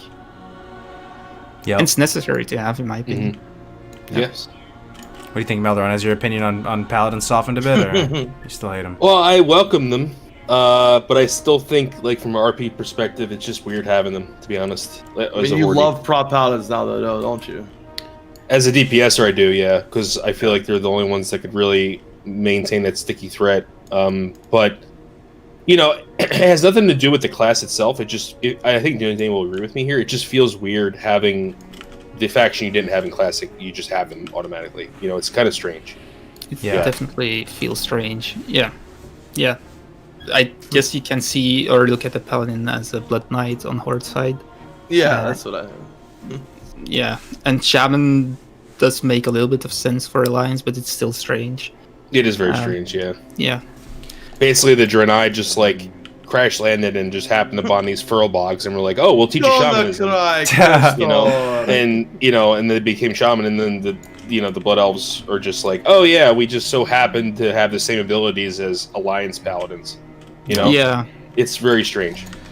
let's go Hunter next, boys. There is some Yeah. stuff I want to talk about Hunter. I wanted to get it off my chest. It's been a roller coaster for me, man, with regard to the racials, with regard to classes. It's an intricate game. There's a lot of nuance to it. The more and more you learn about it, you have one opinion one day, the next day you change things around. I was very excited about Hunter going into TBC, right? Very excited. I was really thinking about going and maining a Hunter. Boosted one up on a server we shall not mention. Was pumping in PvE, soon to realize that the PvP playstyle was so obtuse. It felt bad, and losing all the 1v1s. So I went through like a phase of kind of being like a Hunter doomer after that, and thinking that they're good in PvP, but the playstyle is so scuffed. I'm kind of back up on a Hunter bloom arc right now, and the reason I say that is I do think like the strongest teams in twos, for whatever that's worth, and I love twos bracket, is DPR and is DPR. I mean, is DPR. I think there's going to be a ton of Discipline Priest Rogue on the ladder, and if there are a ton of Discipline Priest Rogue on the ladder, Hunter teams will rinse them. I mean, I think, at least. And I'm just going through this phase again, guys, where I think like Hunters can be pretty good in the arena, man, and the double healer, drain comp in threes. And also the other thing I want to say about Hunters, or about these comps in general that you play, if you're like at the top of the ladder or towards the very top, you have to be like very delicate with your MMR. You can't just spam games. Like, you're trying to see who's queuing, and you're very tactical about your games, and you have to win those games. And you're only playing a couple sometimes. And when you're playing those type of games, you want to be playing these long, drawn-out control type games with mana drain and stuff, as opposed to like double DPS or some super zug comp that a blind misses and you lose the game. I know this team's a lot really nonsensical and all over the place, but where I'm getting to is I think Hunter's in a good position in PvP, man, or could be, given what the meta might develop out into. Ale, you played a ton of PvP as well, on some of the P servers and stuff. How you feeling about Hunter and TBC and PvP? I guess I'm pretty interested as well. It's terrifying because to me it feels like a horror movie with the Blob, right? It's like a slow death. It's coming for you, and it's really hard to stop. So like playing against those like drain comps with Hunters, as a priest, it's absolutely horrifying because you get in line to play them at all, and you just lose. What is it, like 800 mana Viper Sting? Just like, you're toast if you don't have a poison dispel. So like they put you on a very, very fast clock, and for classes who can't dispel that poison, it's very rough, right? Yeah, like priest, fucking Viper Sting. Don't even get me started on that shit. Yeah, dude. Def Camp hates that shit so much. Yeah.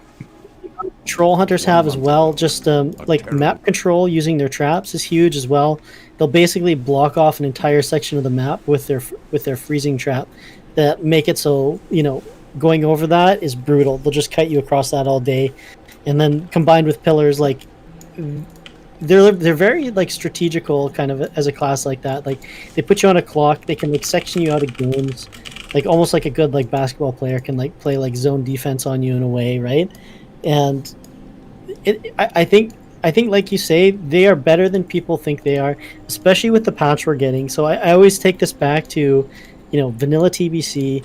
Hamchuk, the Hunter Lord, came out and showed everybody how to play a Hunter properly, and was winning like MLG tournaments at that point. And until then, everybody thought they were trash, and that kind of created like this resurgence. Well, guess what? We're getting this like latest batch with a bunch of the buffed Hunter changes, like the Arcane Shot Dispel, stacking poison, things like that. I think Hunter's going to be a lot better in arena than people remember and expect. So I'm definitely there with you.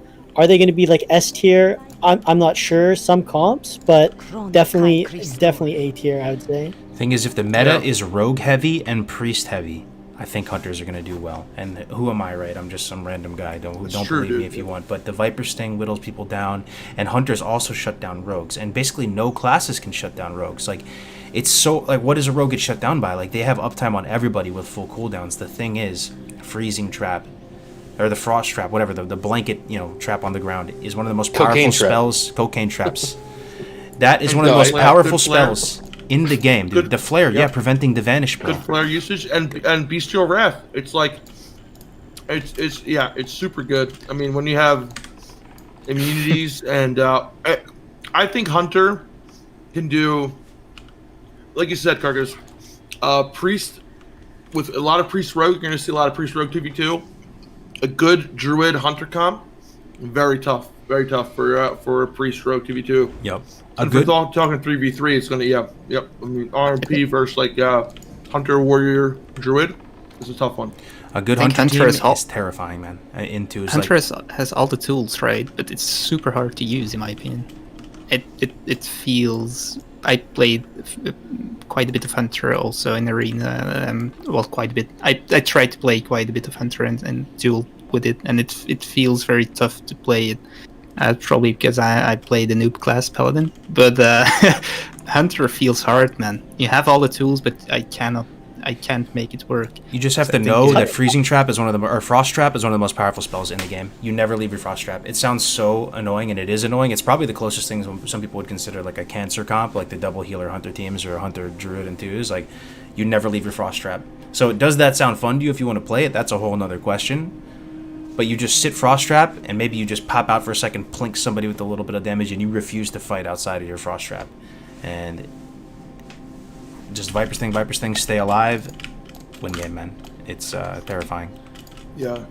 The best thing in Arena to have is control, and Hunters definitely have a lot of control. You can literally control, like you're saying, Al, you can control the map. You can, trap placement is huge, flare placement is huge. Being able to kite, and like having a druid as a teammate with like Cyclone and Roots, they can be really strong. Because people think, when they think CC, what do you think? What comes first usually? Mage or rogue, right? But people don't realize that Hunter is very and the how Chap's strange in BC. Freezing Trap, it's so much. It's very strong. You don't have to be in combat. It's crazy just how good a really high skill capped Hunter can be. Yeah. Same goes with Mage, but Hunter is really amazing too. I mean, same goes with every class, right? People say that Warlocks counter Hunters too, Warlock teams, I guess, because they can tap and like that negates some of the impact of Viper's thing. But I don't see it. I mean, I'm playing a Warlock right now. All I'm saying, man, is if you go up against a Hunter team that's willing to just sit there in Frost Trap with the Druid, it seems unwinnable at times. I'm sure there are strategies for it, but yeah, man. But on the PvE side of things, right, Hunters are absolute monster mashers. You think they're top DPS, right? But you don't know by how much. If you haven't been playing on some of the P servers and practicing and kind of like looking into it, you hear that they're top DPS. It's by a substantial margin, I have to say. Like, especially in these early phases. I don't know exactly how it's going to play out once we get to like tier 6 and beyond. Maybe things shift around. Arcane Mages, people say, in tier 5, so strong. These Hunters with the Beast Lord set, they do so much damage, and you can beat them out as other classes. Like, if it's a really short fight, like a Mage could beat them out, right? A really short fight, and they're just dumping all their mana. If it's a really long fight, a Warlock will beat them. But generally speaking, the Hunters are just top by a good chunk, man. Yeah. The real question is, how important is the melee weaving? Is that a thing? Not a thing anymore in TBC. Your weapons are just kind of... I heard it is a thing, actually, in TBC. Really? Yeah, we gotta wait to see, I guess. Some recent developments, maybe, I don't know. Yeah. Well, someone on the beta tried it, and apparently you can, as a hunter, stand in melee range, basically, or close to melee range, and between your shots you melee weave, and it adds quite a lot of damage. The thing is, your steady shot is just such insane damage that you would have to beat that. Yeah, but you don't have to stand very far away, do you? Yeah, I'm just saying, if you're in a melee, you're not steady shotting, but it's possible. Honestly, the big brains will figure it out. We'll see. One of the interesting things with Hunters in the beta actually is the one button macro isn't working. So I think that if that goes through to live, I don't think they're going to be as easy to be at the top as everybody thinks. So you're actually going to have like interactive play. So I mean, we'll see. Like on private servers, like maybe, but I think that's still yet to be seen for live for TBC. I think it's a really good thing though, because without the one button macro, I think the Hunter rotation is actually kind of fun. I don't know, that's me, but for sure, it's probably a good thing too, right? Because if you're a good Hunter, like you'll be able to do it no problem and just get your swing timer and do what you did in Classic, and it'll be okay, and it'll allow you to differentiate yourself a lot more. So Yeah. even if I'm a hunter player, I'm probably happy with that, because what if you put a ton and learn the little nuances of your rotation, you come super prepared with consumes, and that only gets you like a 1 to 2% difference as opposed to somebody who's just doesn't really care and just spamming the macro, right, and can still get 99% of the way there, right, 98% of the way there. I'm always I love getting to when you first get to level 70. You're doing all these heroics, everyone's in crap gear, and you just see how much you see hunters doing double the damage everyone else. They do so much damage with shit gear compared to everyone else. It's crazy. So I think we'll see. I don't know about you guys, but Al said, I think Shaman would probably be one of the most played classes, and then number 2, it's probably gonna be a tie between hunters and warlocks. What do you guys think? Like I said, the long fights, the warlocks will pull ahead by the hunters by a decent margin, right? Really long fights, in the early phases, we'll say Prince and I meant Karazhan. play. I mean play population. Population. Yeah. Yeah, I think so. Hunters, they used to be very popular in Classic. Somehow we never managed to find hunters in the guild, but I think they are already one of the more played classes, and now they are actually a good class in TBC. So they're probably going to be one of the most popular. I would agree. Yeah. I mean, Hunter's a great class in TBC, boys. In PvP and PvE, I would. You can go the distance, man. Whatever your goals are. So, all I will say what is about that the specs? What about marksmanship? Is that the viable thing? Because people always talk about beast mastery and then bring one survival, but what about marksmanship? Is there any chance for someone who loves marksmanship to be in a raid? In a raid, I'm not so sure. I guess maybe you could in theory. I don't think it has a place in PvE. If I'm guessing right off the top of the head. In PvP though, it can have a place. Silencing shot's really good. You can kind of go. There's a bunch of different hunter specs. They usually involve entrapment in the survival tree because it's so powerful. But you can go marks for sure, and on the PvP side of things, silencing shot is gonna give you 99% of the time more value than Wyvern's thing, considering so many undeads and all this. I'd say marksmanship has more of a viability on the PvP side, and BGs they probably absolutely slap, man. Marksmanship hunters just opening up for max range. I love that crossbow animation. Yeah. Oh yeah. Yeah, I started leveling 100 in Classic. He's almost 50 or so, just because I really want to just mess around with a hunter in TBC. Like I said, I always joked about hunters, female night elf hunters not being my least favorite thing at all. But the hunter class in general has really grown on me over the last couple months. And looking forward into TBC, I mean, getting misdirection too. That's a huge fucking. I think misdirection is gonna be nice, but overall, watching a hunter, people in our guild Buzz, and even Melder likes to do it. Watching a hunter pull, the finesse of it, and also now being able to do such good damage. I think it's got a lot of allure for a lot of people. It's a great class to level with. It's a great class to do some fun PvP with. And it's a great class to raid with. I mean, you can't really ask for more than that, right? It's got a little bit of everything. Mm-hmm. The one thing I'm scared of with Hunter is it looks easy when you level it, but it's actually very hard if you want to play it to the full capacity that it can be played at. That's a bit scary for me personally. I feel like that goes for most classes though. Playing the class at its max potential, it takes some skill, right? It's gonna and time and practice. For me, for the longest time, I was so afraid of the shaman class because of totems. But then once I finally made a shaman and just thought of totems like any other spell, it's much more fluid. Even though Al make fun of me and say I always forget to drop my Wind Fury or whatever. That's only in BGs, okay? but it's time and practice, right? I know Karga's gonna attest to this for arena, right? You're not going to walk into the arena, guys, and get rank 1. It takes maybe not as much time to get rank 14 in Classic, but you're going to be doing so many arenas on your downtime, getting, not just getting your arena rating up, but getting practice up. You got to go against all these different comps, and figure out, okay, what to do against this comp, what to do against that comp. And each player, so once you go against different players, you're gonna know, okay, these guys play much more offensively. We got to know how to go against that. Like, you can go against the same comps, but then each people play those comps differently, right? So, just like when it comes to PvP, when it comes to every class, consistency is key, and it's getting that practice that really makes you the better player. I'll tell you what, too. I spoke with Rek and a few of the big brains. Been in the TBC arena game for a while, and they all can pretty much attest, boys, that season 1 BM can get there, man. They can get there, and that's why a lot of these same people will often discount season 1. They think it's kind of like a meme as opposed to the later seasons because there just isn't enough resilience there. I don't know what to think yet because I haven't really been through it.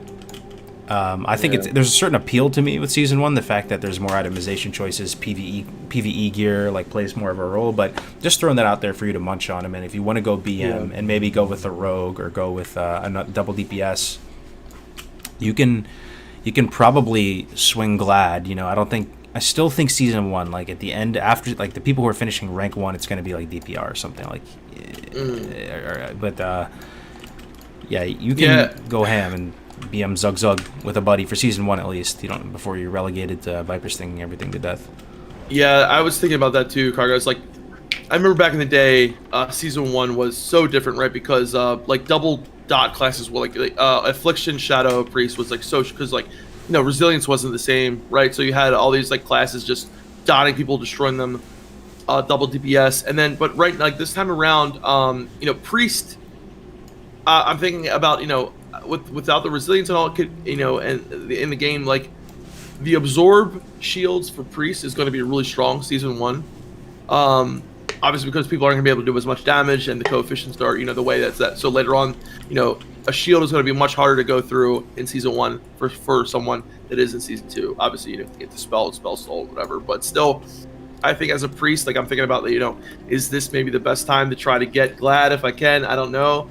We're gonna have to wait and see how things play out. I think a lot of people, like I said, are gonna prepare and try to get their PvE gear as quickly as possible, and it's gonna be crazy for those first couple months of arena, man. It's gonna be crazy. Like wait for it now, guys. Like there's gonna be so many VODs and people like getting because the first couple weeks or months of arena are gonna be just an absolute clusterfuck, and it's gonna be so much fun. It's gonna be a lot of fun. Yeah, I can see that initial push being so much fun, man.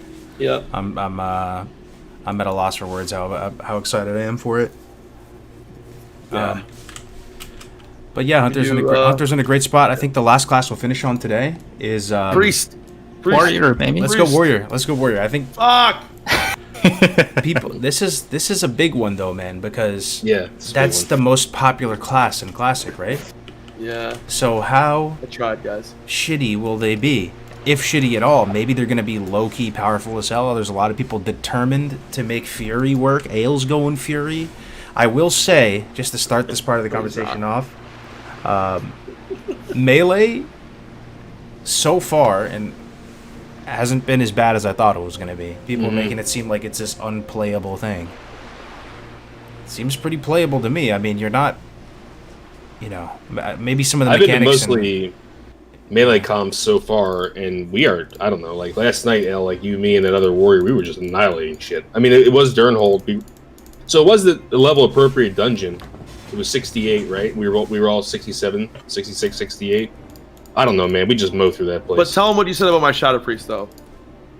What did I say about your Shadow Priest? You said like Ale was doing good damage and all, but Shadow was just like I was just when we were doing on single target when we were questing. Yeah, you were doing a lot more damage than Ale. But like remember, whoa! You didn't tell me this. Yeah, we did the same quest. Feel bad.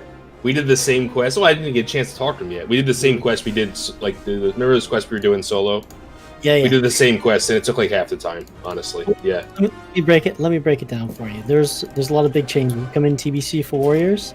And while leveling, you definitely feel the struggle. And the big one, the biggest one right now is actually the expertise change. So, as an orc in Classic, you have a huge reduction in glancing blow on your white attacks. Well, going into TBC, that's all changed over to expertise, and you need a lot more expertise. Right now, I don't really have enough. So hitting anything like a few levels higher than me feels awful because critting them less, which isn't proccing Flurry, isn't getting Rampage. My white attacks are hitting them for nothing, so I'm getting even less rage. So, like, definitely fighting stuff higher than you kind of that old like leveling feeling of a warrior where like you can't fight stuff higher than you, that comes back in a big way in TBC. If you don't have enough expertise, it's rough. So you got to fight stuff equal level to you. Otherwise, you know, as the skiing instructor says in South Park, you're gonna have a bad time. Yeah. You know, so that was a big deal. So doing high level elites, real tough. The rage generation formula has changed as well. And basically what that means, if you have really good gear and weapons coming over from Classic, you're gonna feel significant difference. You're gonna be gaining a lot less rage. However, if you have worse gear, it's gonna feel a lot better. You're gonna be getting a lot more rage. It's normalized, right? So at least starting out with the gear, it definitely feels a bit rough. And that should improve hopefully at 70 once you start getting better gear, doing a lot more damage. It should amp up the rage gen, but at least while leveling it's noticeable, especially because me, like I've probably played like 70% of my time in Classic as a warrior with full buffs. So like I've had like, you know, I'm used to like 50% crit and just like pounding stuff, and yeah, it's a world of difference. But that being said, sweeping strikes in the Fury Tree does feel great. I basically fight 2 to 3 things at all times. Once you get Victory Rush, you just start like glory. You really become a killing machine, just going from mob to mob to mob. And it actually does feel pretty good. It's way better for leveling. Obviously, it's going to hurt for like, you know, parsing and pumping those DPS fights, but by then I'll probably be arms anyways and have it back. So, have you seen like? Are you running meters by the way? Like already? Because I know the add-ons are working in the beta now. You can use a couple of them. Have you tried to see what your damage is? Like, yeah, so moving into TBC like in these dungeons, damage is really good because you, at least for us when we were playing with the Paladin, we were cleaving everything, and like warriors are like amazing at cleave. Like literally, we have cleave, right? So with sweeping strikes and cleave and whirlwind, you're just hitting everything multiple times, and yeah, it's like in the dungeon yesterday we were doing like warrior was number 1. So yeah, really, wow, yeah.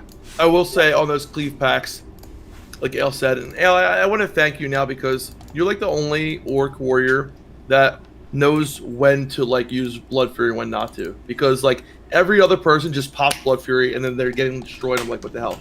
Ale actually waits until it's like the right time to do it. But I just Ale, don't yeah, yell it more, man. So I just hold it. There you go. But Ale let us watch this video yesterday out of I use Blood Fury on FST. cooldown, by the way. Yeah, he does. Whatever.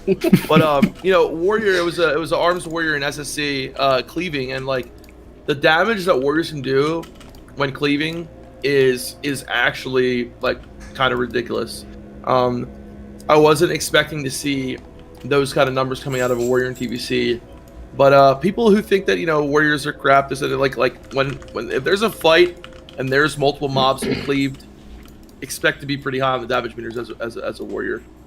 From what I saw. So, you know, it's not all, you know, oh yeah, you better all guys all go pro. Obviously there's going to be a lot of warriors that are going to find themselves unemployed in TBC, right? I mean, they're going to have to find new, you know, classes and specs. There's so many in Classic, but I think that you know, bringing 1 or 2 or more, you know, maybe 2 arms warriors to raid is definitely realistic, you know.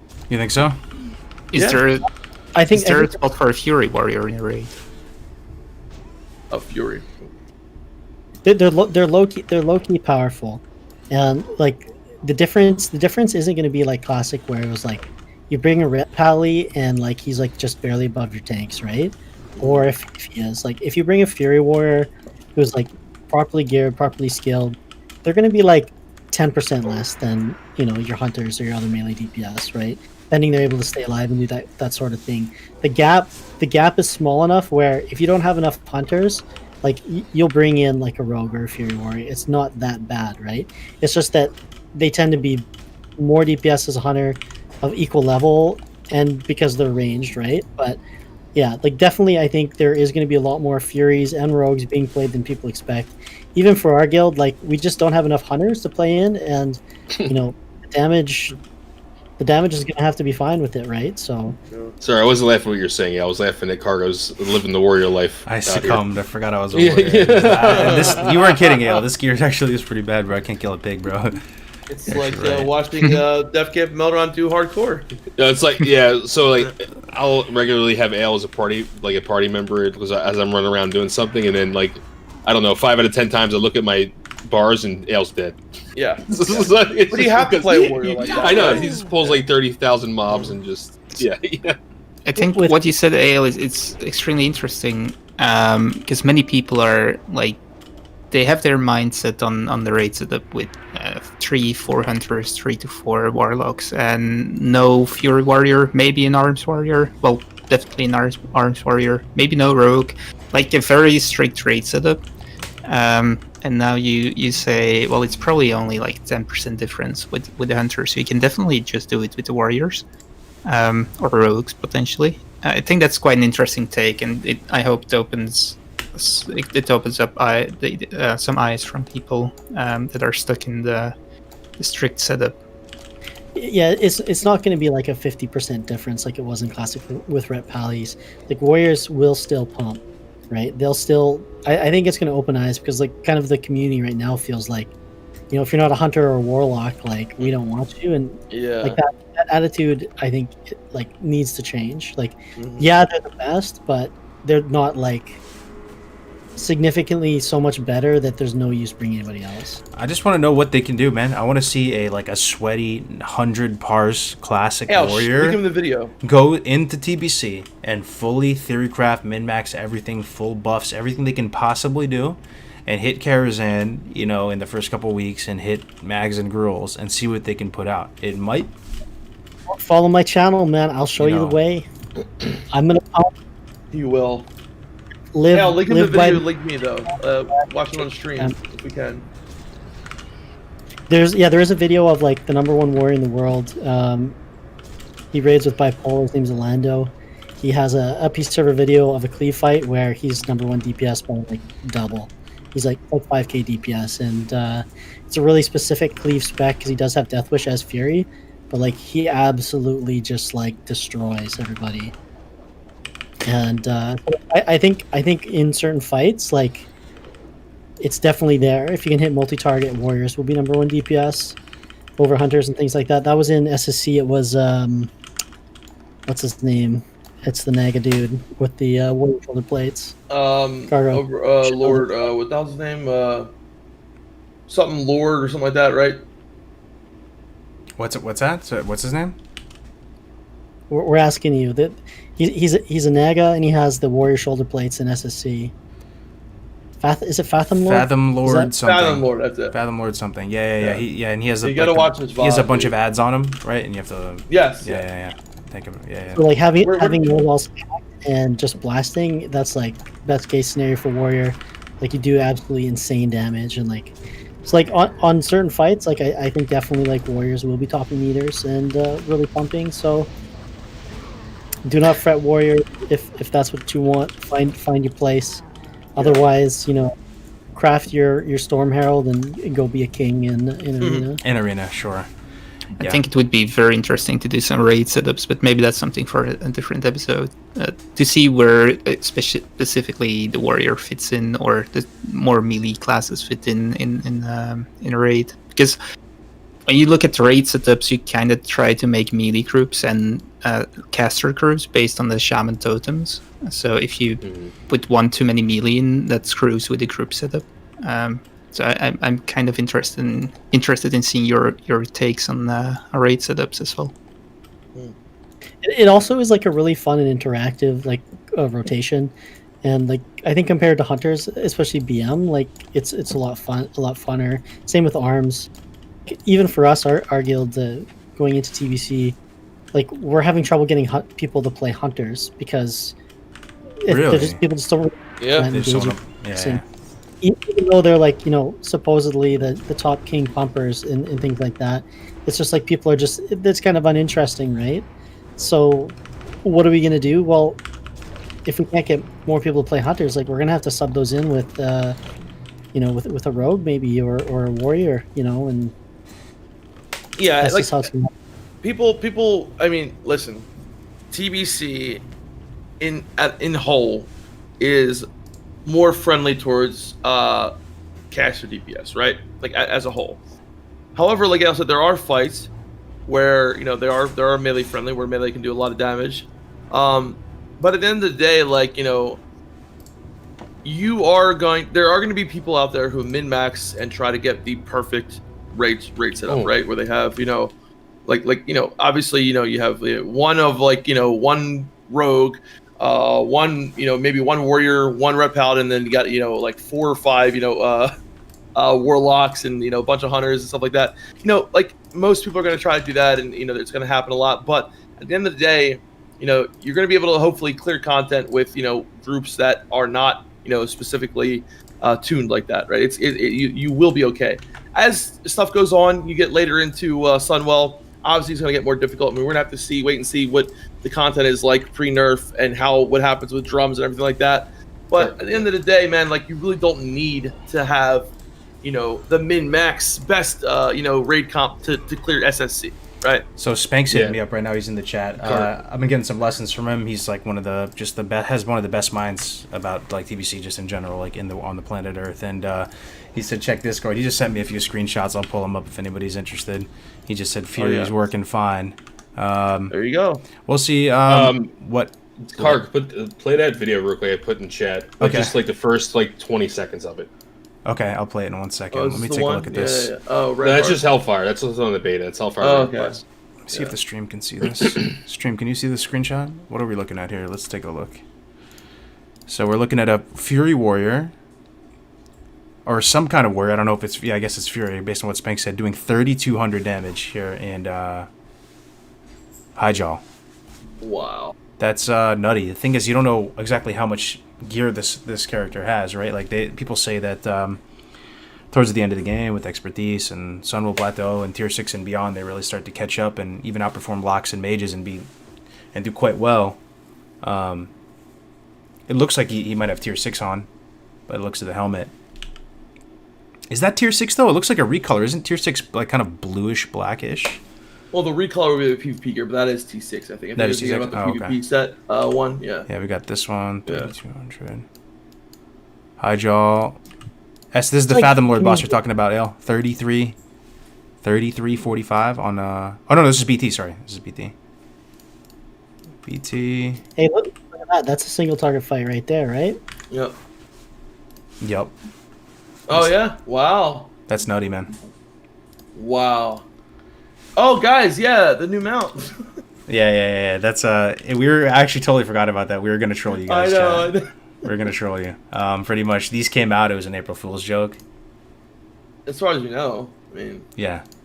You never know, right? But I did hear that from Crix as well, though. That tier 6 and beyond, and in Sunwell, like not only did they catch up, like they legitimately crush the DPS like in those tiers, Fury Warriors and Rogues. They start to what extent, I don't have the first-hand experience myself, right? So I don't want to talk out of my ass, but apparently they do like really well. It's not like they just catch up in their middle of the pack.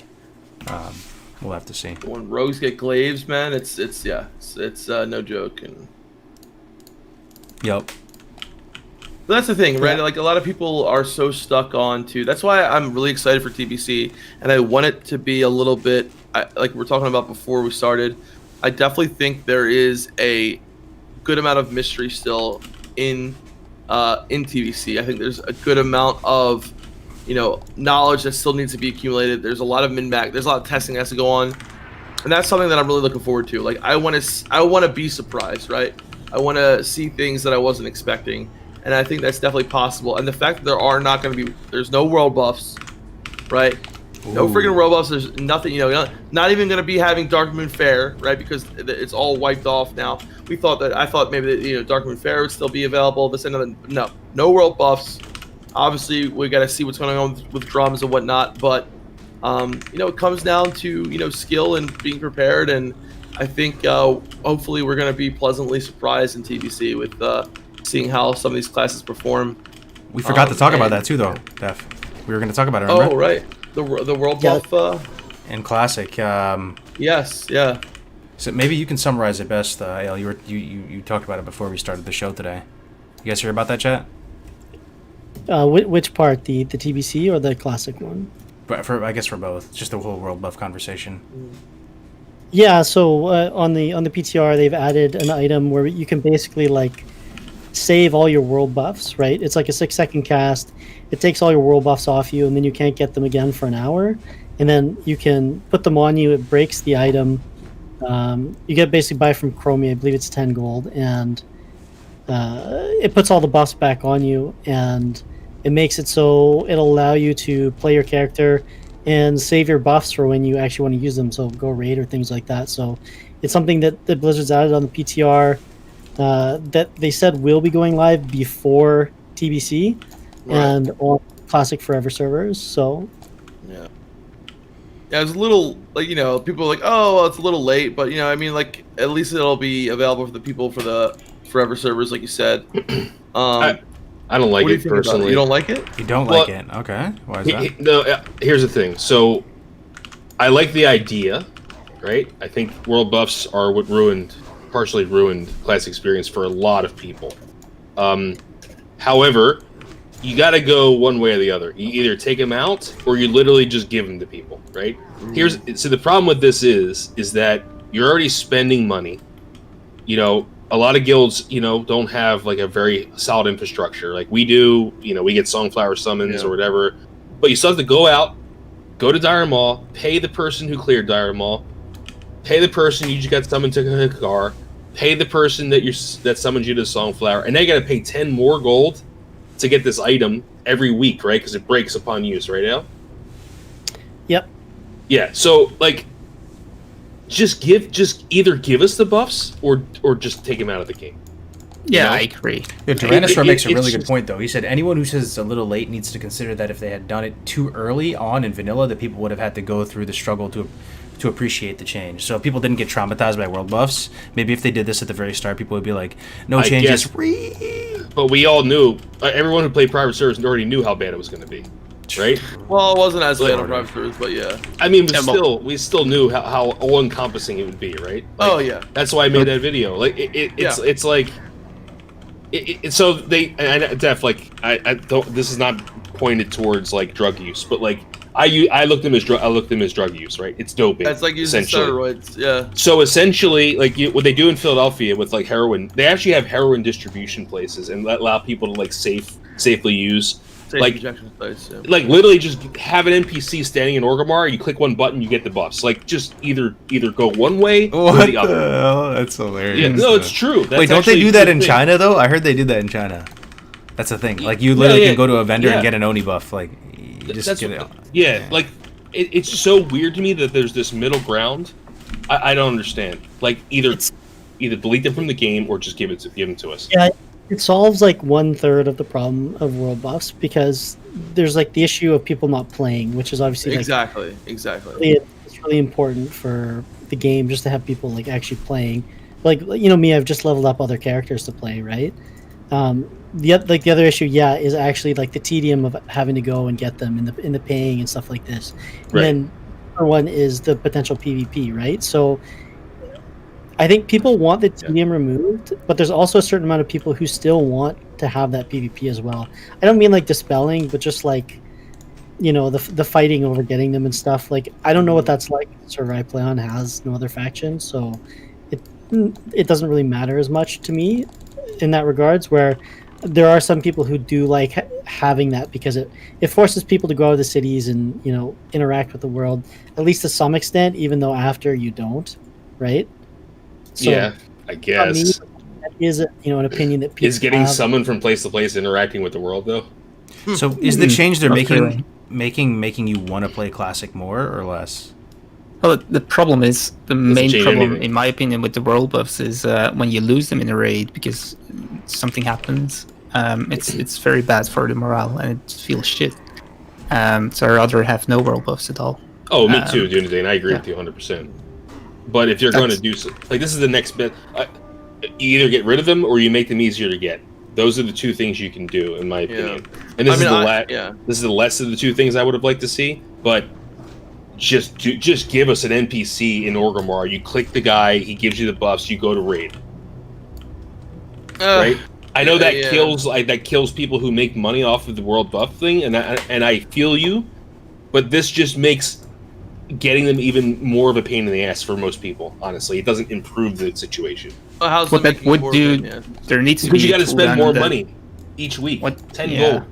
If you have an NPC, what it would do is every time the raid wipes, you go back to Stormwind, grab Well, it, in my opinion, send it back. there should be a cooldown on that. You Yeah, shouldn't I just guess be able so. to get buffed automatically. Like that's just. I feel like they make Yeah. it way too complicated for something that's easily fixed by just removing Removing it. them. So yeah, I would have seen that. I would have rather seen them, I think, removed completely. You know, and like a lot of people say, like, oh, you know, world buffs was kind of fun and Nax or whatever, but like, you know, people would have still been able to clear it without the world buffs. Would have been much more challenging. I personally, like Cargo said, what you said is like, does it make you want to feel play Classic more?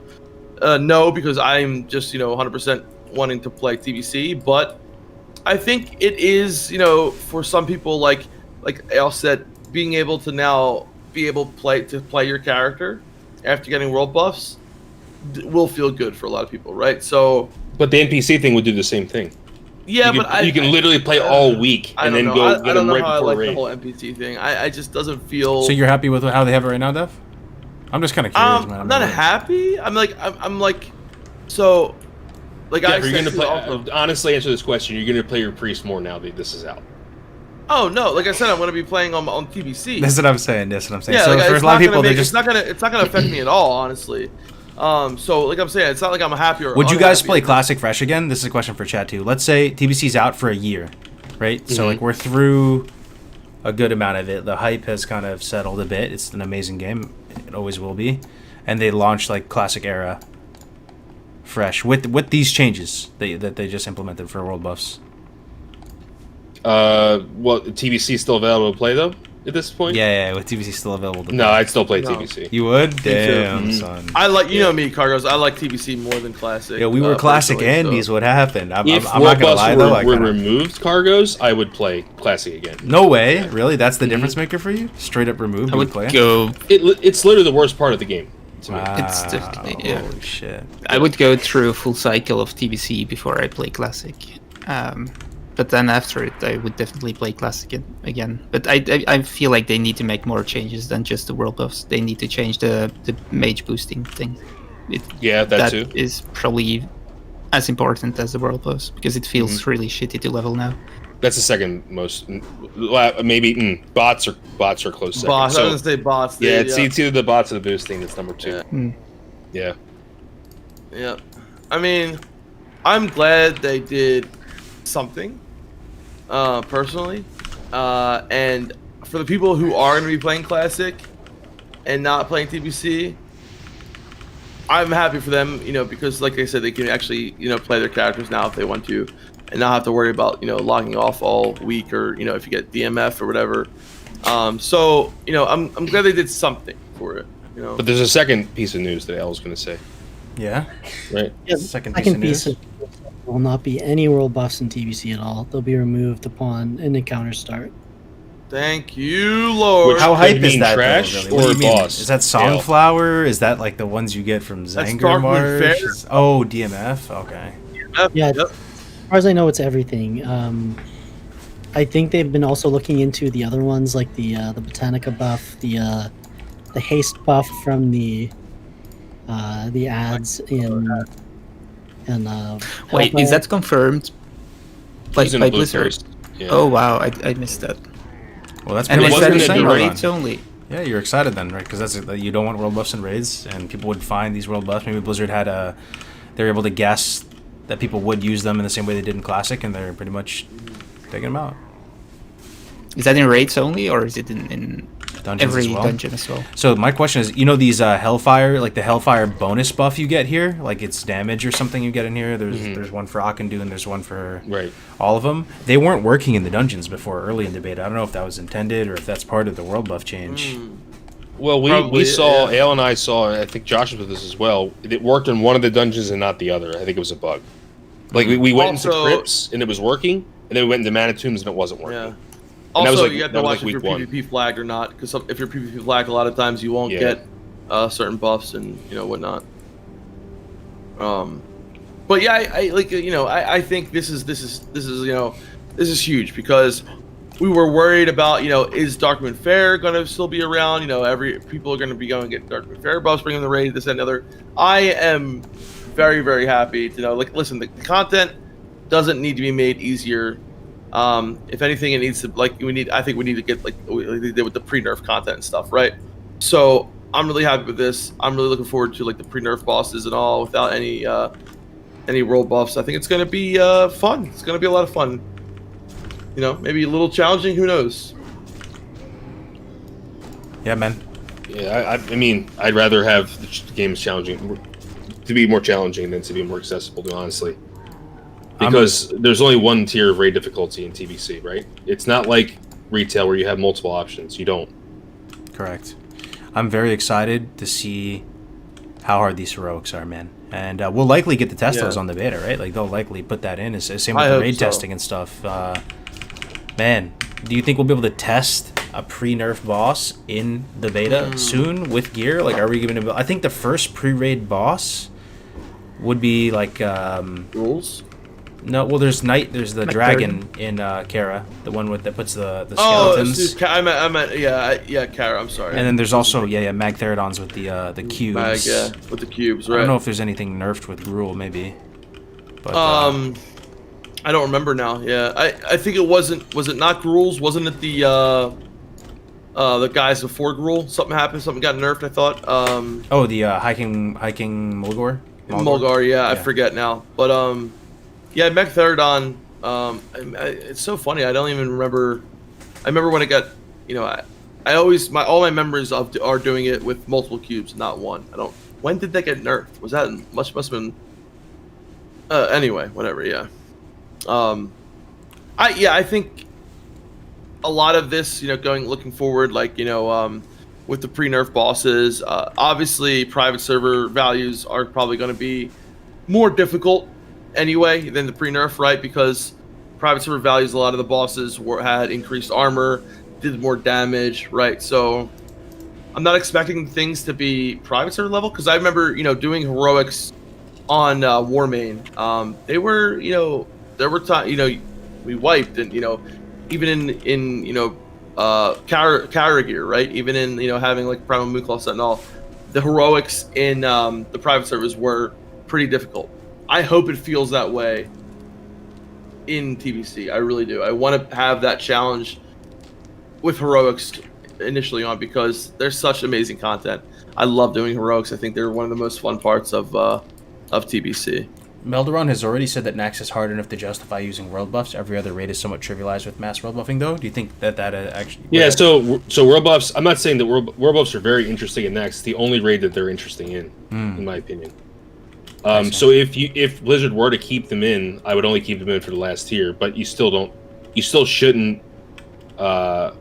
We've cleared every boss without them. So...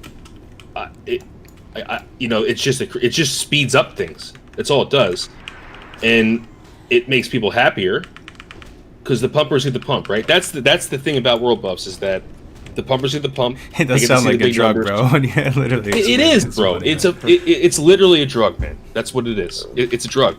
It's all it is. That's funny, bro. Yeah. So it's like, we've seen the encounters with them, we've seen the encounters without them, and it is more engaging with them, 100%. I'm not saying it's not more engaging, but can you say that you beat the game if you've only cleared them with world buffs? That's the point I'm trying to get at. Can you? And I'm asking that as a philosophical question. I'm not answering the question. Yeah, I think you can. You kill KT, you beat the game. But can't you? Is there a party that realizes that there's a harder version of that? Yeah, it's kind of like killing. Sort of, but that's so like unclassic though, in the sense that classic is all about using weird stuff. Like that's the one iteration of the game where you have to like think outside of the box to just use little weird nifty things from the world to like help you, and you're using sticky glues and slumber sands on the world buffs on the are end different, guys. though. I understand what you're saying, but world buffs are different. You're taking a little power spike from Yojamba Isle and taking it into like this ice ground. But they take no skill, Cargos. There's no skill involved in getting world buffs, right? True. Well, it takes patience and perseverance though, and that's part of this. Yeah, that's part of the skill in Classic WoW. People always say it's not necessary. It's about the logistics and the I prep mean, and- if you have money, you just get summoned everywhere, right? So True, it's not true. that big of a deal. Yeah, But yeah. like I think world buffs are more attuned to like LFR, especially if you do like world buffs MC or like. I'm not saying it's exactly what it is, but I would say it's more attuned to that than anything else. Yep. Yeah, but they do provide. And Navic's a really good person to talk about this stuff with because he's like they do provide a. It's like a mini game. How long can you keep them, and how many people can you keep alive with them? In that aspect, if you look at it from that way, it can be a lot more interesting to people, right? And that's why in Nax I feel like it's kind of almost getting to the point where it's interesting. But come on, AQ, BWL, it's just a massacre at that point. That's why it's fun for speedruns because you lose some world buffs and that makes a huge difference because every second counts, and even just having to res somebody that takes time, and you lose mana equity as well, a huge chunk of mana. So that's kind of the mini game that comes into play a lot in top end speedrunning is getting to the end with as many people alive with world buffs as possible is speedrunning is the meta of classic WoW raiding though, right? That's where people have fun. They improve each week. And does speedrunning become more fun or less fun without world buffs or with we'll have to see in TBC, right? How it is. I think it's going to be more fun. Honestly, I think I personally do. I think it's going to be cooler to because it's it's all on your own Steam, right? I mean, you'll have Flask and you'll have other shit, but. I think speedrunning and TBC will be more the thing that I keep coming back to is that Kevin Jordan himself said we never intended for these buffs to stack, right? And that's the thing that I think to myself okay, then it's not supposed to be there.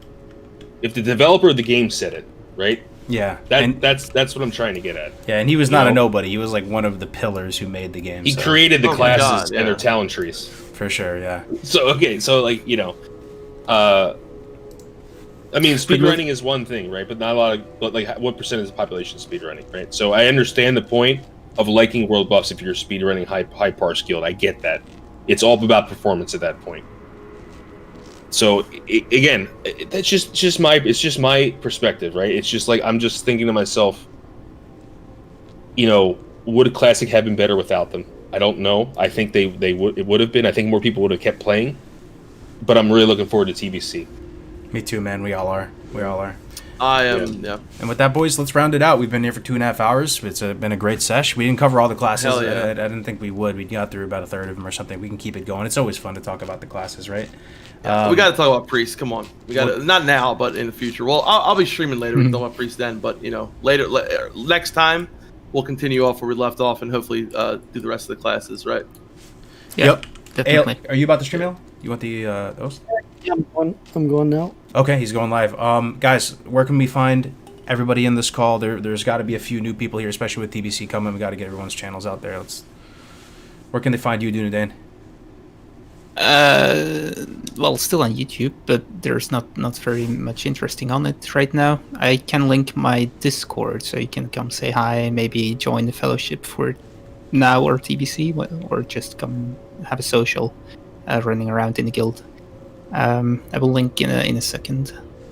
Okay, very nice, very nice. Def Camp and Melderon, pillars of the community already, but in case you don't follow them already, where can they find you guys?